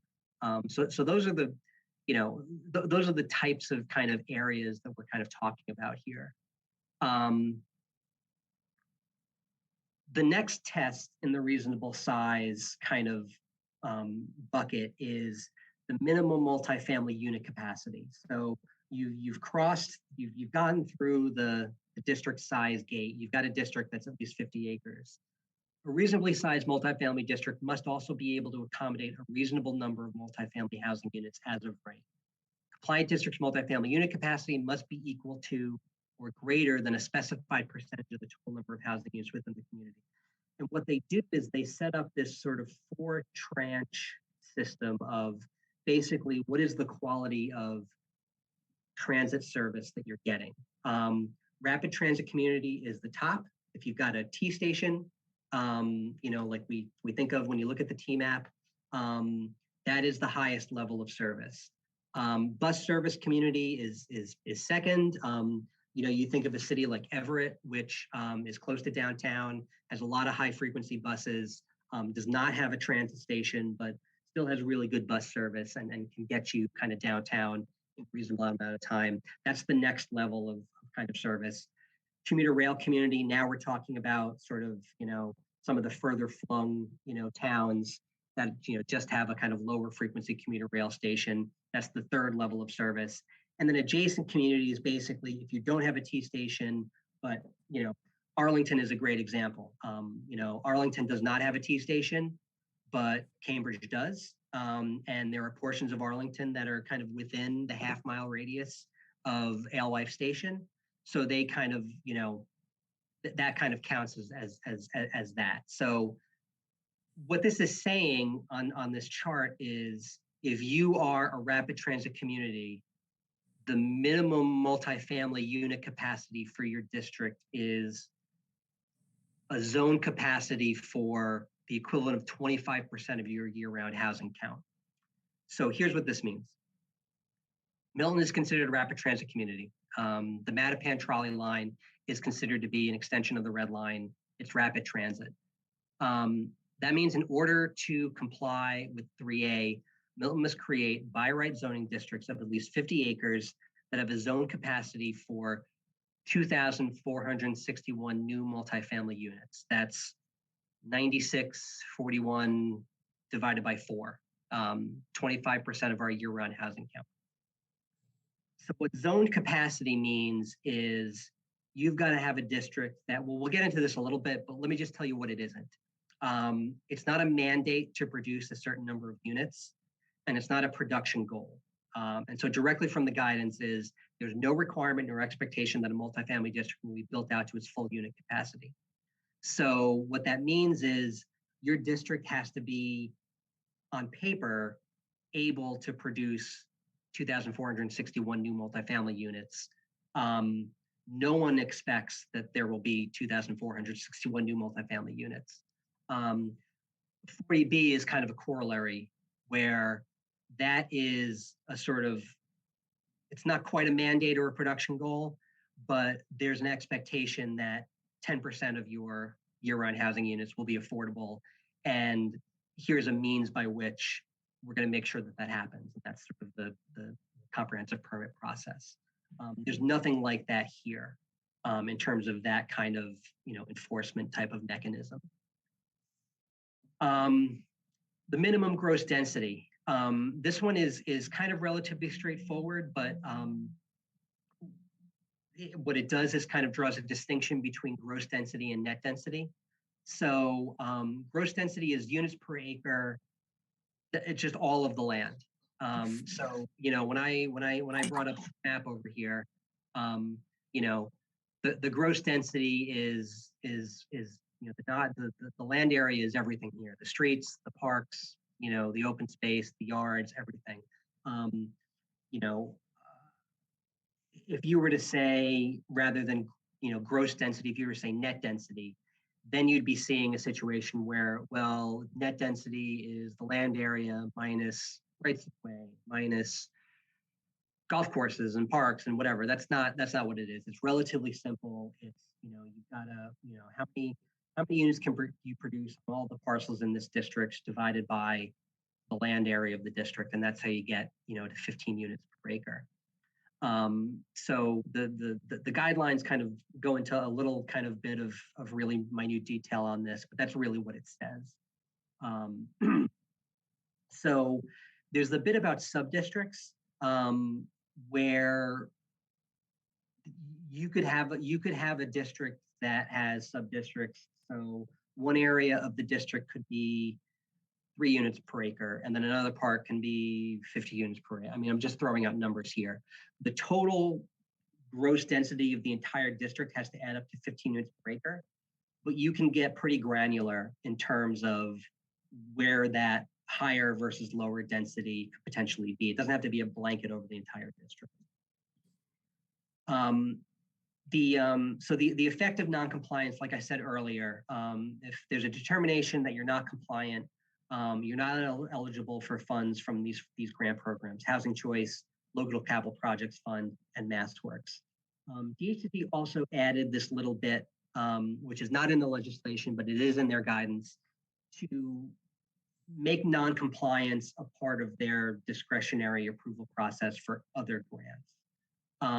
So, MassWorks is a big grant program. It's one of many grant programs that DHCD administers. We apply for these things all the time, and this is an admission on DHCD's part that, they don't know what they're going to do, but they want to kind of reserve the right to sort of, all of the things being equal. If you've got, Town A that's compliant with Section 3A and Town B that's not, they're going to give a grant, award to the compliant community. So that's kind of what they're saying there. So the deadlines for compliance, by May 2nd, I have to go and basically give this presentation to the select board. That's what they say in the guidelines, that the sort of the executive body of the town has to be briefed by the planning department on this. And then there's a form that has kind of information about our current zoning and things like that we need to submit by May 2nd. If we do that, we're compliant for 2022 and we're all set. But in the meantime, we need to start getting to work on how are we going to get to adopting these zoning districts. So by March 31st of 2023, we need to provide an action plan that says, here are the studies that we're doing, here's the studies that we still need to do, here's the outreach that we plan on doing, here's when we're going to have a public hearing, here's when we're going to go to town meeting. And then by December 31st, we have to have approved a zoning district that's compliant and ready to be reviewed by DHCD. That's kind of, you know, what they say in the guidelines is we're not going to accept any action plan that has a date of adoption beyond December 31st, 2023. So that's the timeline. Before I get sort of the end of the presentation, I wanted to kind of show, because I'm using Milton Village as an example because we've just been dealing with that from a zoning perspective. But I just wanted to show you, let me reload this real quick. What does it look like for a half a mile radius around our transit station? So what I'm bringing up here is and it'll hopefully load up in a minute. This is a tool that the Mass Housing Partnership has produced called the Transit Oriented Development Explorer, or TODEX. I've mentioned this in the past, you know, talking about other issues, but what this basically does is identifies every transit station in the system and kind of, you know, does the work for you and kind of draws that half mile radius around all of them. Because of our proximity to the border with Boston, you can kind of see, you know, there's a lot of overlap between some of these stations, and there's a lot of overlap, you know, a lot of this radius kind of goes into City of Boston. But if you were to say, okay, where is it possible to locate a compliant district? This gray area to the south of the Deposit River is where we're talking about. Anywhere in here is sort of fair game for any of these districts, because you've got, you know, Mattapan Station has a fair amount of catchment area in Milton, Capon Street, Valley Road, Central Ave, Milton Station. So while we've paid a lot of attention to Milton Village and Central Ave because those are business districts, we do have, you know, 3 other transit stations that are within that radius, and you know, are potential kind of sites for you know, for development. The other interesting thing about TODEX, and I'll just sort of go through these really quickly, just to sort of give you an idea of, you know, we're required to do districts that are at a density of 15 units per acre. You know, the existing density in each of these, I'll just go through this quickly. You know, the density around Milton Station right now, and again, taking into account this counts the Lower Mills housing development, and includes all the stuff in Lower Mills, is 7 units per acre right now. Central Ave is 5.6 units per acre. Valley Road is 4.8 units per acre. Capon Street is 4 units per acre.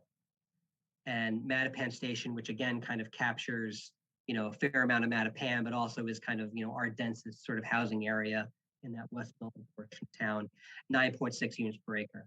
So as it stands now, we don't have any area in town that's even close to 15 units per acre within a half a mile of transit. So we're talking about a relatively significant kind of exercise here, you know, to get to that number.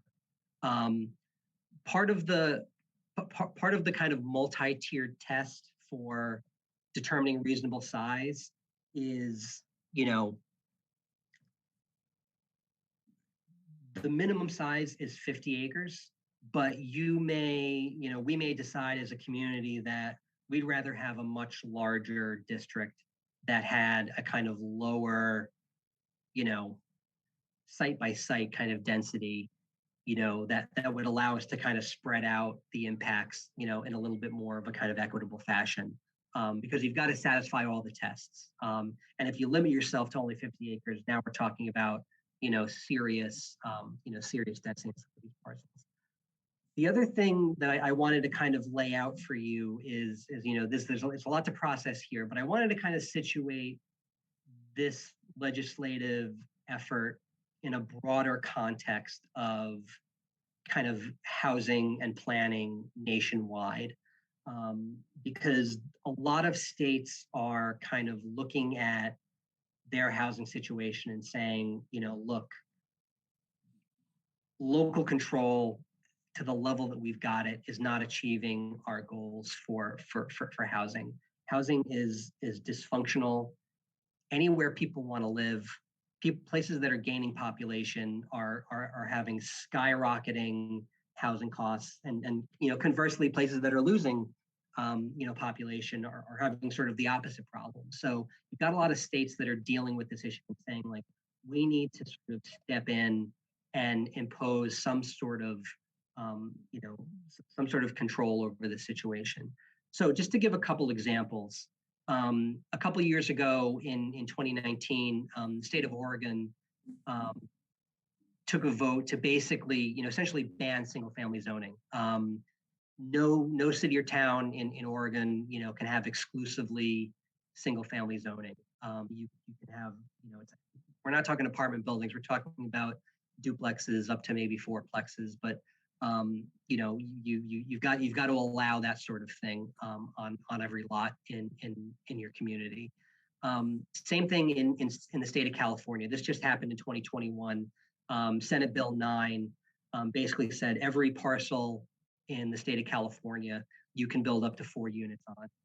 So a small sort of 4-unit multifamily building. That just happened in 2021. This article here in the top left is an article that just ran a few days ago in Slate magazine, if you're familiar. So this is, what we're doing in Massachusetts is getting national attention.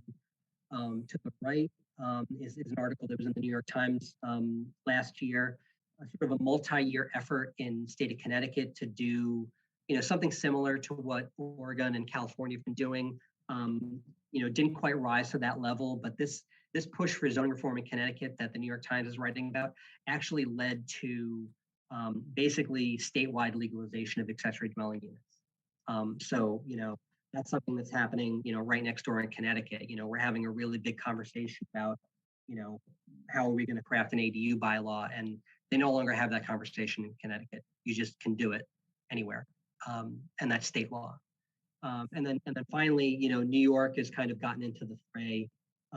Has a really aggressive bill in their Senate right now to do, again, something similar to the state of California, and also to essentially cap minimum lot sizes. I don't know what the number is, maybe 7,500 feet, I don't know, but basically saying, like, you can't do acre zoning anymore. You've got to allow for smaller lot sizes to allow for a greater amount of housing. So that's sort of the nationwide context. There are other, city of Minneapolis did something similar to what Oregon and California have done. This is how states are kind of looking at how do we get our housing production and our housing costs under control. Everyone's got to do more than what they're doing, and that's got to come down from the state. And the last thing that I want to say is this is a brand new piece of legislation, relatively. The MBTA communities legislation. We really need to see how towns are going to react to it. We need to see what level of compliance there's going to be, how successful it's going to be. One of the critiques of the legislation and the guidelines is that, and you see this is a conversation that's going on in city of Newton right now, where, you look back and you say, well, over the course of how many years, how much money have we gotten out of MassWorks? Why don't we just not comply and, whatever, we'll just deal with it. Which is, a way of thinking about this, is want to go ahead and roll the dice and violate state law. You can do that if you think the costs aren't that great. But the one thing I wanted to sort of leave the conversation with is a bill that's currently it's in committee right now. The deadline to get bills out of committee is in a couple days, I believe. But this is a bill. It's got a companion bill in the Senate, but it's House 1448. It's got a number of housing production kind of provisions to it. But a big one that's being and we all kind of are familiar with how the sausage gets made on Beacon Hill. So, you take this sort of thing with a grain of salt, but, there's a significant number of co-sponsors on a bill that's basically going to say, if you've got transit, you've got a zone for 15 units an acre, half a mile from transit. And if you don't, then we're just going to straight up preempt your zoning. Period, end of sentence. that's, it's still in committee, hasn't been voted out of committee. This is something that, if this bill ever kind of gets forward, who knows, maybe it gets folded into an omnibus economic development bill and gets chopped up and whatever. This isn't, a scare tactic necessarily, but it is just to sort of show that, the toothpaste is out of the tube on sort of state legislation. This is something that the legislature, by adopting this MBTA community zoning, has said every community needs to start doing more for housing production in the Commonwealth. And I don't see, the bell being unrung on that. What the future holds, I don't know. But, this is just one example of a bill that's kind of out there that, you can imagine a world in which, a couple of years from now, you've got a bunch of non-compliant cities and towns. MBTA communities legislation isn't achieving what it was designed to achieve. How do you ratchet that up, to get, towns to comply? So, that's the brief. Mass Housing Partnership, DHCD, MAPC are all in the process of developing technical tools to kind of help us, figure out, how do we want to shape these districts? How do we make it work best for our community? How do we do outreach? How do we do analysis? There's grant funding that's going to be made available. Alice and I are in the process of trying to figure that situation out. But, this is something that we're going to have to really, put our shoulders to the wheel on in the next 24 months, basically, because there is that December 31st deadline to pass a district. So that's all I've got. I'm going to stop my screen share. And if anyone has any questions, I have told you mostly everything that I know, but if you do have questions, happy to kind of, take them down and kind of figure it out. Question? Cheryl. What do you see the department doing, and what do you see the board needing to do as we sort of map out? It's not a knowing that Milton Village took 3 years. We don't have 3 years. And Milton Village was not nearly as, I guess, what might be considered controversial as this will be. So what's your sense of, I know there's tools being developed. Some communities have already begun to talk about it. How are they talking about it? I'm just trying to figure out what our next steps might need to be, that's all. This is something that I've been kind of really trying to kind of think through, ever since this guidance came out. And really it has been on a weekly basis, like what is, everyone's kind of looking around and saying like, okay, what is the conversation happening in different towns? What information and kind of new insights have been made available? DHCD is still kind of in the initial kind of roadshow kind of portion of kind of rolling out this guidance. So I don't have a great answer except to, start thinking about, what does this sort of thing look like? And a couple questions that I think we need to sort of, think about. So Cheryl, the answer is kind of, just hold it in your head and think about it. And I think it makes sense to sort of have a kind of standing kind of check-in, where this is something that I'm, aside from the 40B stuff, this is what I've been trying to keep my finger most on the pulse of. There's additional kind of seminars that different groups have been doing. I understand Kathleen's going to be attending one that has a sort of real estate law focus. There's an MAPC briefing in a couple weeks. So, I will provide you with as much information as it comes into me. I think in the immediate term, it's still kind of thinking and processing. But I think in the sort of medium term, starting to think about, what do we think a community process looks like for this? What do we think we need to know more about and kind of, get resources to study? Okay, so a couple of quick thoughts. Sorry, yep. Tim. No, go for it, please. Another question, I know Kathleen, you raised your hand. If you don't mind, I'll ask a couple more questions. No problem. Buses, we have buses that go through East Milton, Randolph Ave, Central Ave. You only showed us the MBTA, but buses are part of it. So I'm wondering if we can spread, when you talked about spreading it out more than 50 acres, can we consider the areas that are on the bus routes? I don't think we can. I think if you're a rapid transit community, they want the districts to be near the rapid transit. So I can get a little bit more clarity on that. Let me sort of take that note. But it's a question that I've seen come up, previously, and my understanding of what the answer is that, they want you to be sort of developing around the highest level of service that you've got. Okay, so another thought about that is some communities are not as built out historically as long as a community like Milton. They're not scaling these for anything like that with any historic build out. So can that be, I would be supportive, by the way, of having us consider talking about comments to get comments back to DHCD. Those 2 points right there would be a couple of my points to get back. Why not allow a community like Milton, which is mostly completely built out, consider the bus routes as well, because then it would be a more equitable distribution.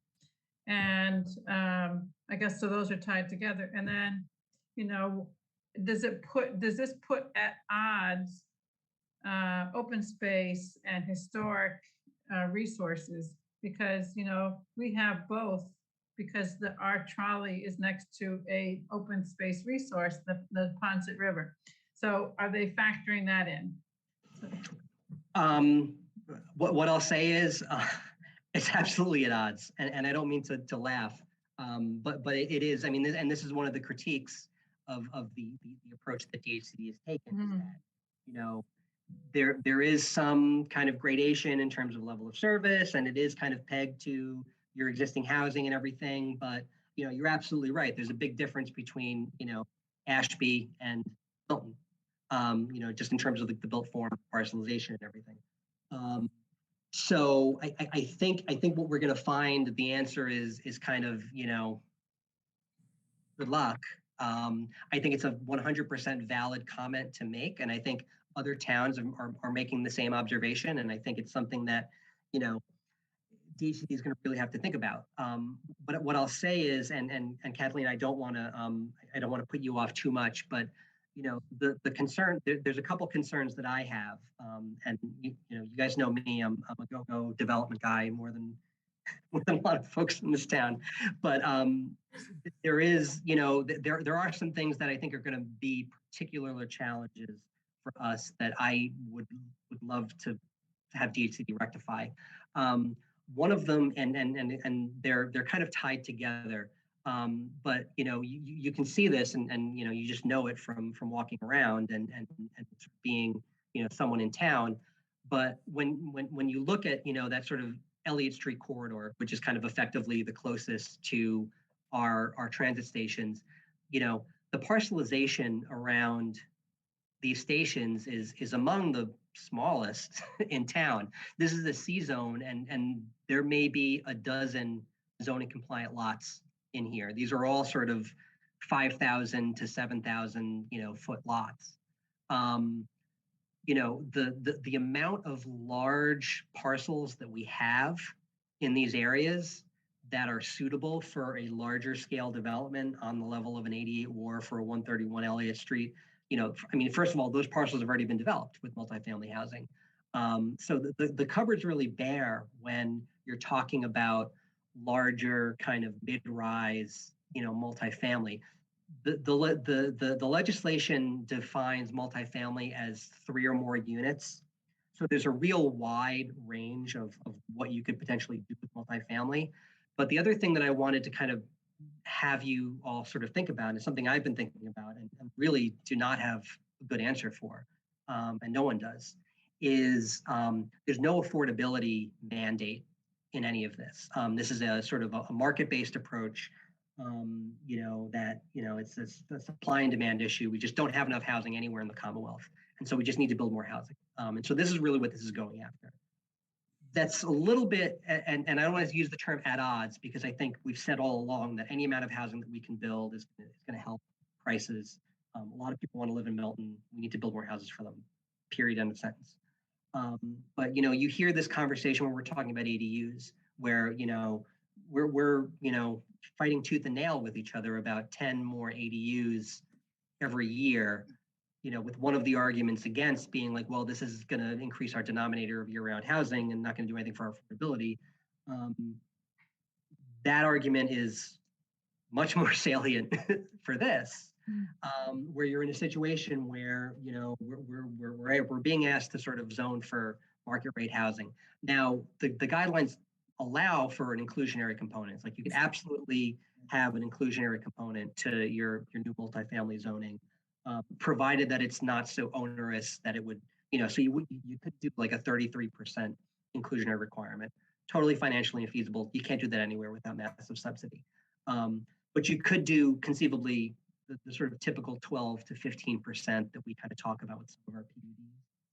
The problem with that is, like I said, when you look at, and I realized I was on my map earlier, but I wasn't sharing my screen, so I was kind of talking and not really actually pointing you at anything, but I will share my screen just so you can see it.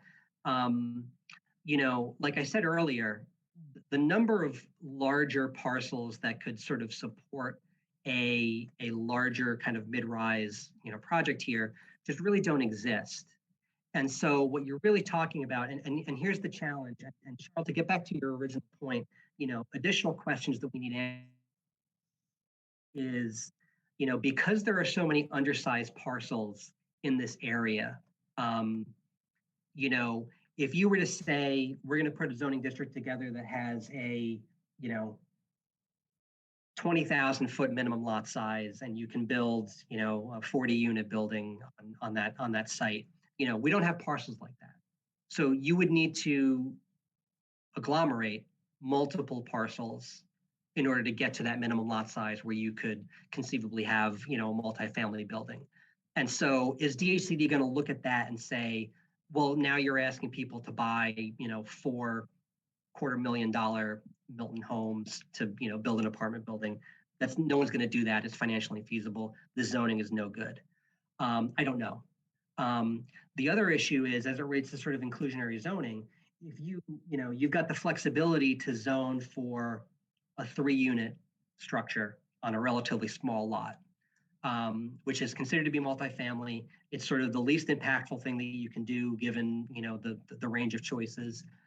But that's not the type of project that you could put an inclusionary zoning requirement on, because again, if you were to say, all right, you can build 3 units on a lot, but one of them has to be affordable, you will get 0 units, because no one can make that pencil out. That's your 33% inclusionary requirement. So I think it really puts us in a little bit of a bind for, where does the district go that, will be able to sustain the amount of housing that we need to zone for, and also have a sufficient amount of medium to large size projects that you could conceivably put an inclusionary requirement on to keep us above water on 40B. That was a really long thing that I just went through, but this has been like literally the thing that I've been thinking about every day for the past 6 weeks. So those are kind of my thoughts on that right now. Don't have a lot of great answers for them, but I think we need those answers. Can I just quickly, actually, Kathleen, you got your hand up. Did you have? Well, I just wanted to go back to the idea of sending comments to the select board so that they could include it in a letter to DHCD. Because I do think we should, as Tim has said and Cheryl has said, is that, we've got the transit areas that we have are next to a river. And so you're losing all that sort of, if you were against the train line, an Amtrak where, I grew up, where all these little stations are all along the train tracks, that's all fine. But we border a river. And so that makes it sort of tough. And secondly, about the fact that, it's all sort of built out. When we were doing 40R, smart growth zoning, I was on the committee that drafted that legislation. and the regulations. And Ted Corman, who came up with the idea, looked at, Hopedale, which had this enormous mill, a huge mill. And he said, well, that's a great, opportunity. Well, we don't have abandoned industrial property. We don't have abandoned malls. We don't have abandoned space.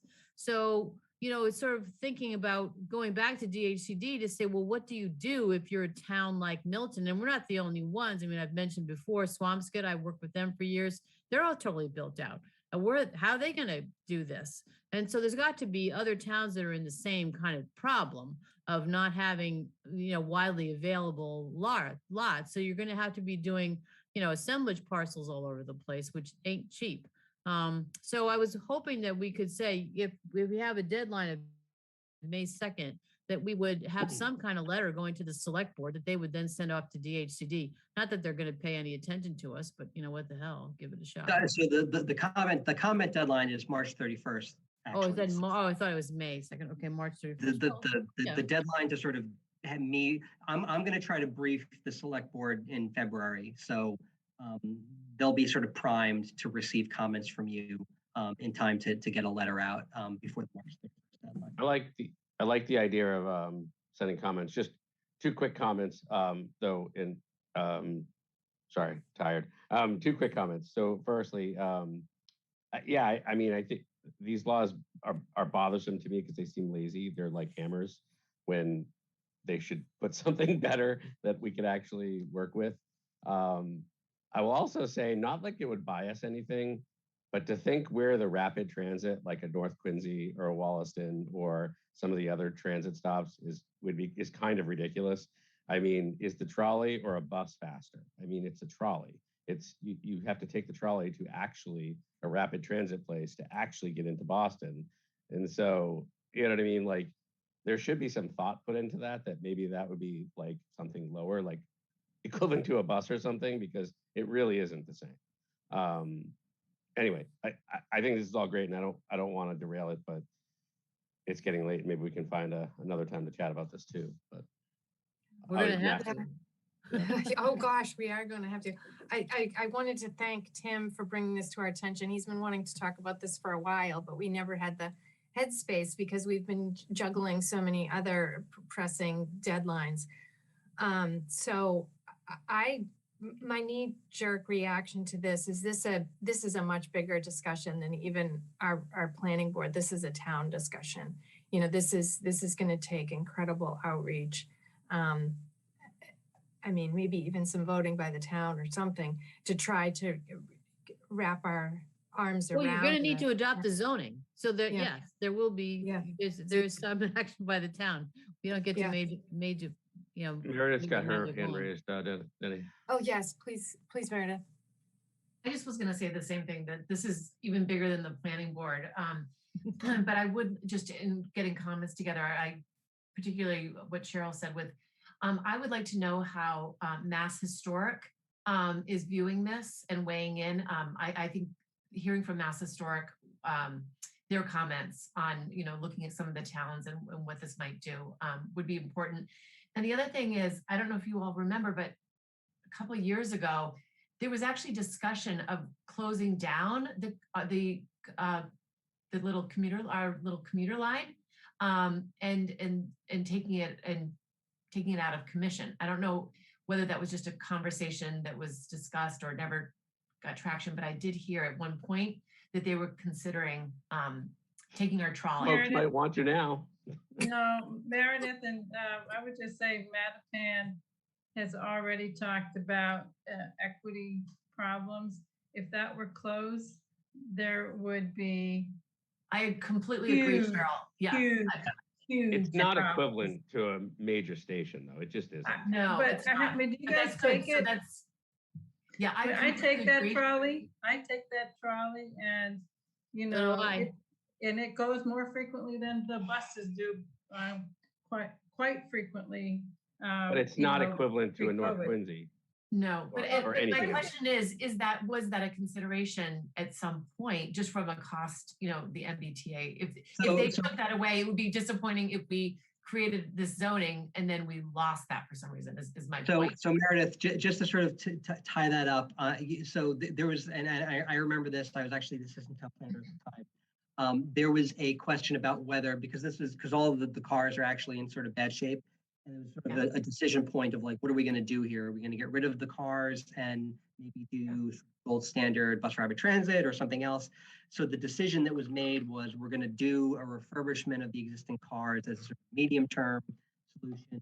And then long term, I think what you're going to see is new cars kind of equivalent to Green Line trolleys that replace the sort of older sort of PCC cars we have now. But you may have seen it. NBC has actually been on top. We were supposed to have new refurbished Mattapan trolley cars like a year and a half ago, and we don't have them yet. And it's like actually real scandalous stuff. But the Mattapan trolley is not going anywhere. You know, and Rich, to your point, you know, reasonable people can disagree about how long it takes you to get downtown from, you know, Cape Street. But even if sort of your argument kind of was persuasive to DHCD, we're only now talking about, well, now we have to do 20% of our year-round housing stock instead of 25. So it's, you know, for the purposes of this zoning, you know, it kind of, it's not a moot point, but it's also, you know, I don't know if it's an argument worth making because it's not going to gain you sort of, you know, a tremendous amount.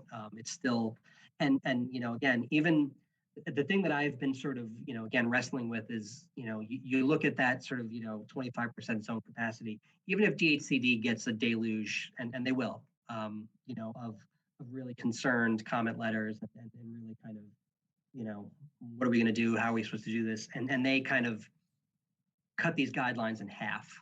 Well, there you go, Tim. We're not to cut you off, but there you go. I mean, the way I would look at it is, this might not be the end of the story. 25 might be 15. Your next step down might be lower.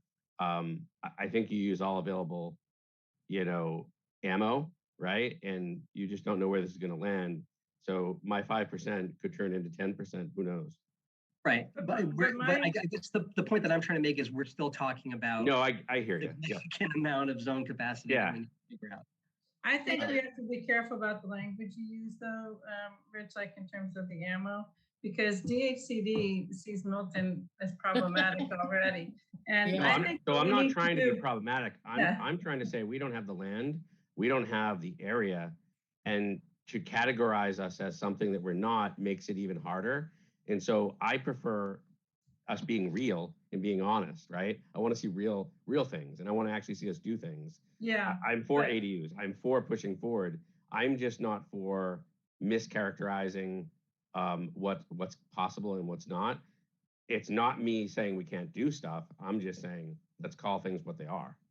No, but my point is, I think will be better received if we demonstrate what our concerns are and how we're trying to meet the goals of increased housing, but we have significant concerns about being able to meet the requirements that have been put forth thus far. So I agree with you, but I'm just saying, you look at it all together. It's not a, hey, we can't do.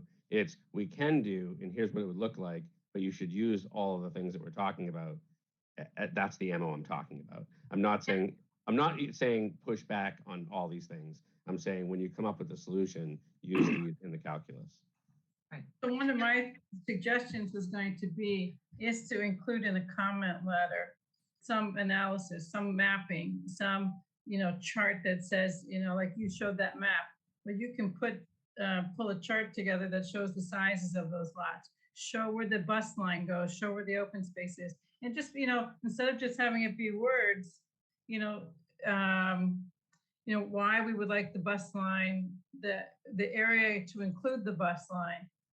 We're already trying to advocate for increased bus service so it serves more of our community. Tell the story. We need to tell the bigger story, I guess, is in our comment letter, rather than just say we don't think we can do it or we have these concerns. That's all. Yeah, I agree with you.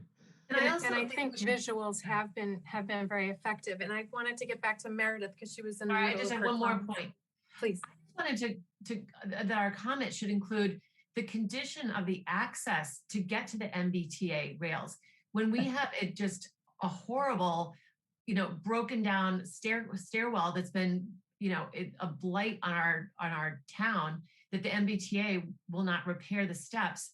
There's no access to even get down to walk. You have to walk completely circumvent and go all around just to access the MBTA. So if they're not going to allow us access, I don't think we should be considering, that is like really accessible transportation. I think that's a real issue. And I'm not sure about the Cliff Road, their staircase. I don't know the condition of the others, but it's pretty awful. That's a big point about MBTA in general, because I mean it's underperforming in big ways. So to rely on the MBTA for all this housing without investing in the MBTA is a big issue. I'd like us to at least make a statement that the state needs to be investing. I mean, we have this big surplus of tax dollars, and Baker made a proposal today about some assistance, but we also have the federal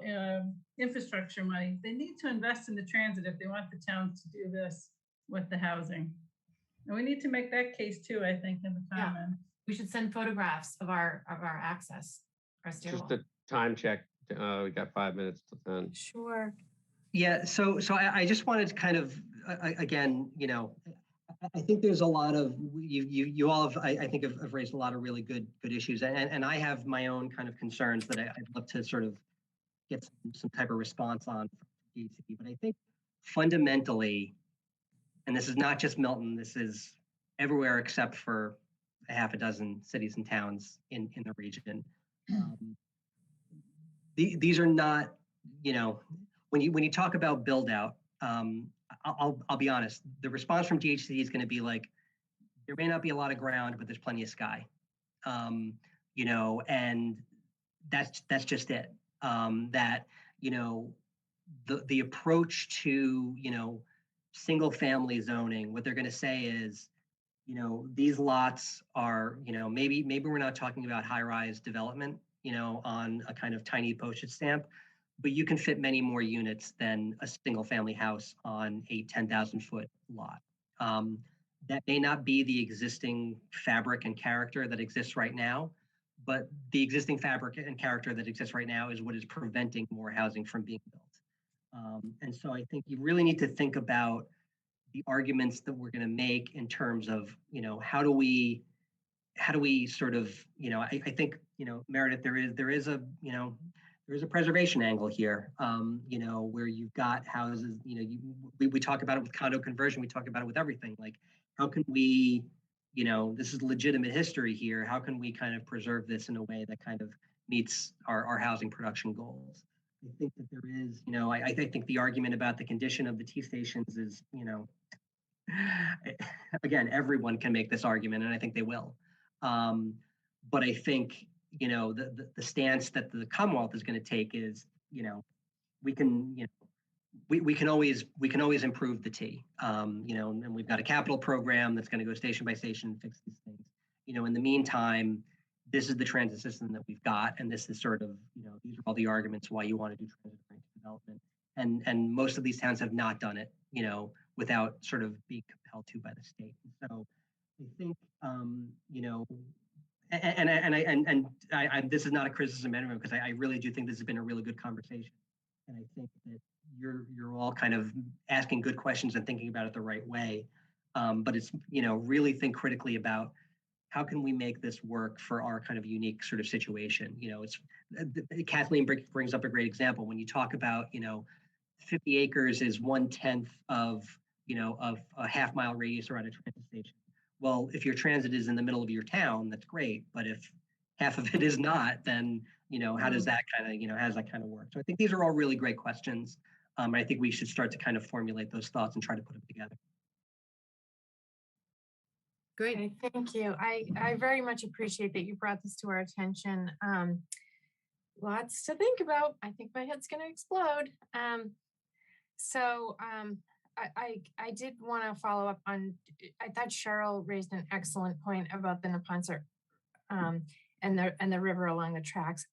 I do want to think about the sustainability principles in relation to this. Meredith mentioned the historic preservation.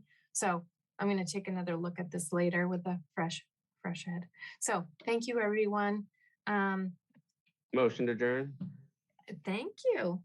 I just wanted to add Yes, one quick yes, thing please. that maybe we could add to the agenda, Denny, for one of our next meetings.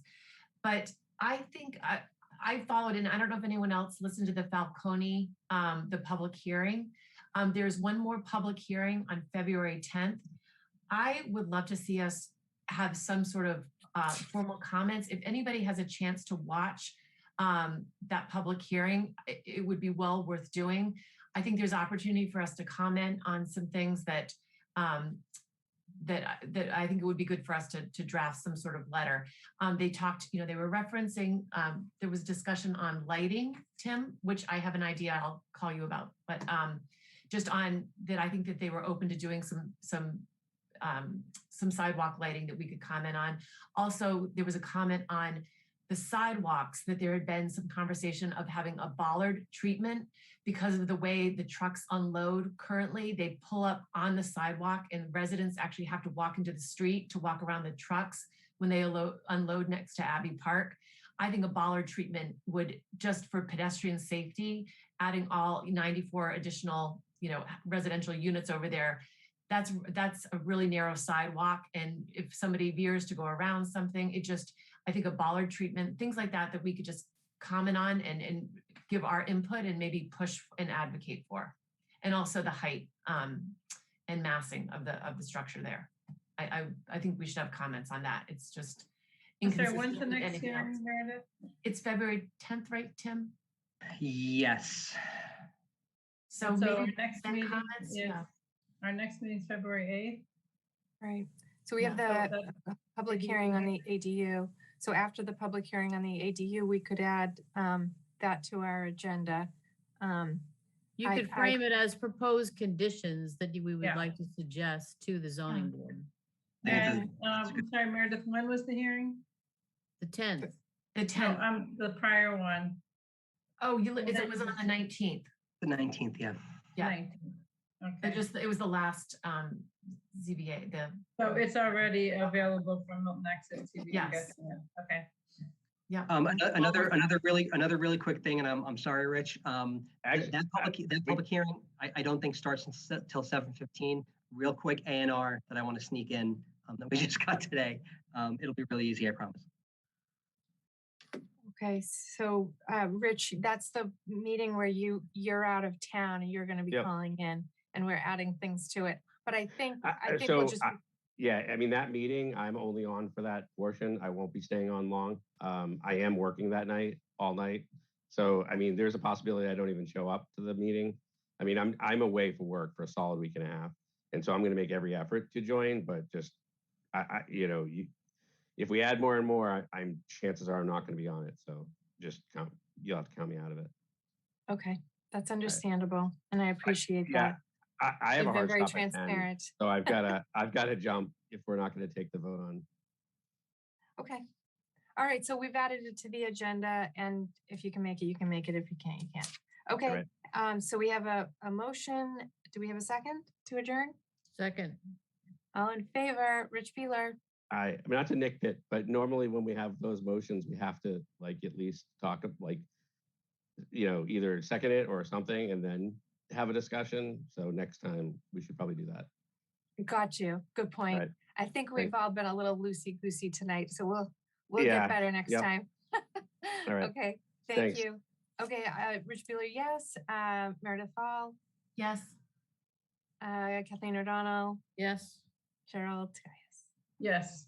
Denny Swenson, yes. Good night, everybody. Good night. Rich is on his way to call the Attorney General on us for. Parliamentarians. We were stepping on each other, but it's okay. Have a good night, everybody. You too. Be well. Stay warm.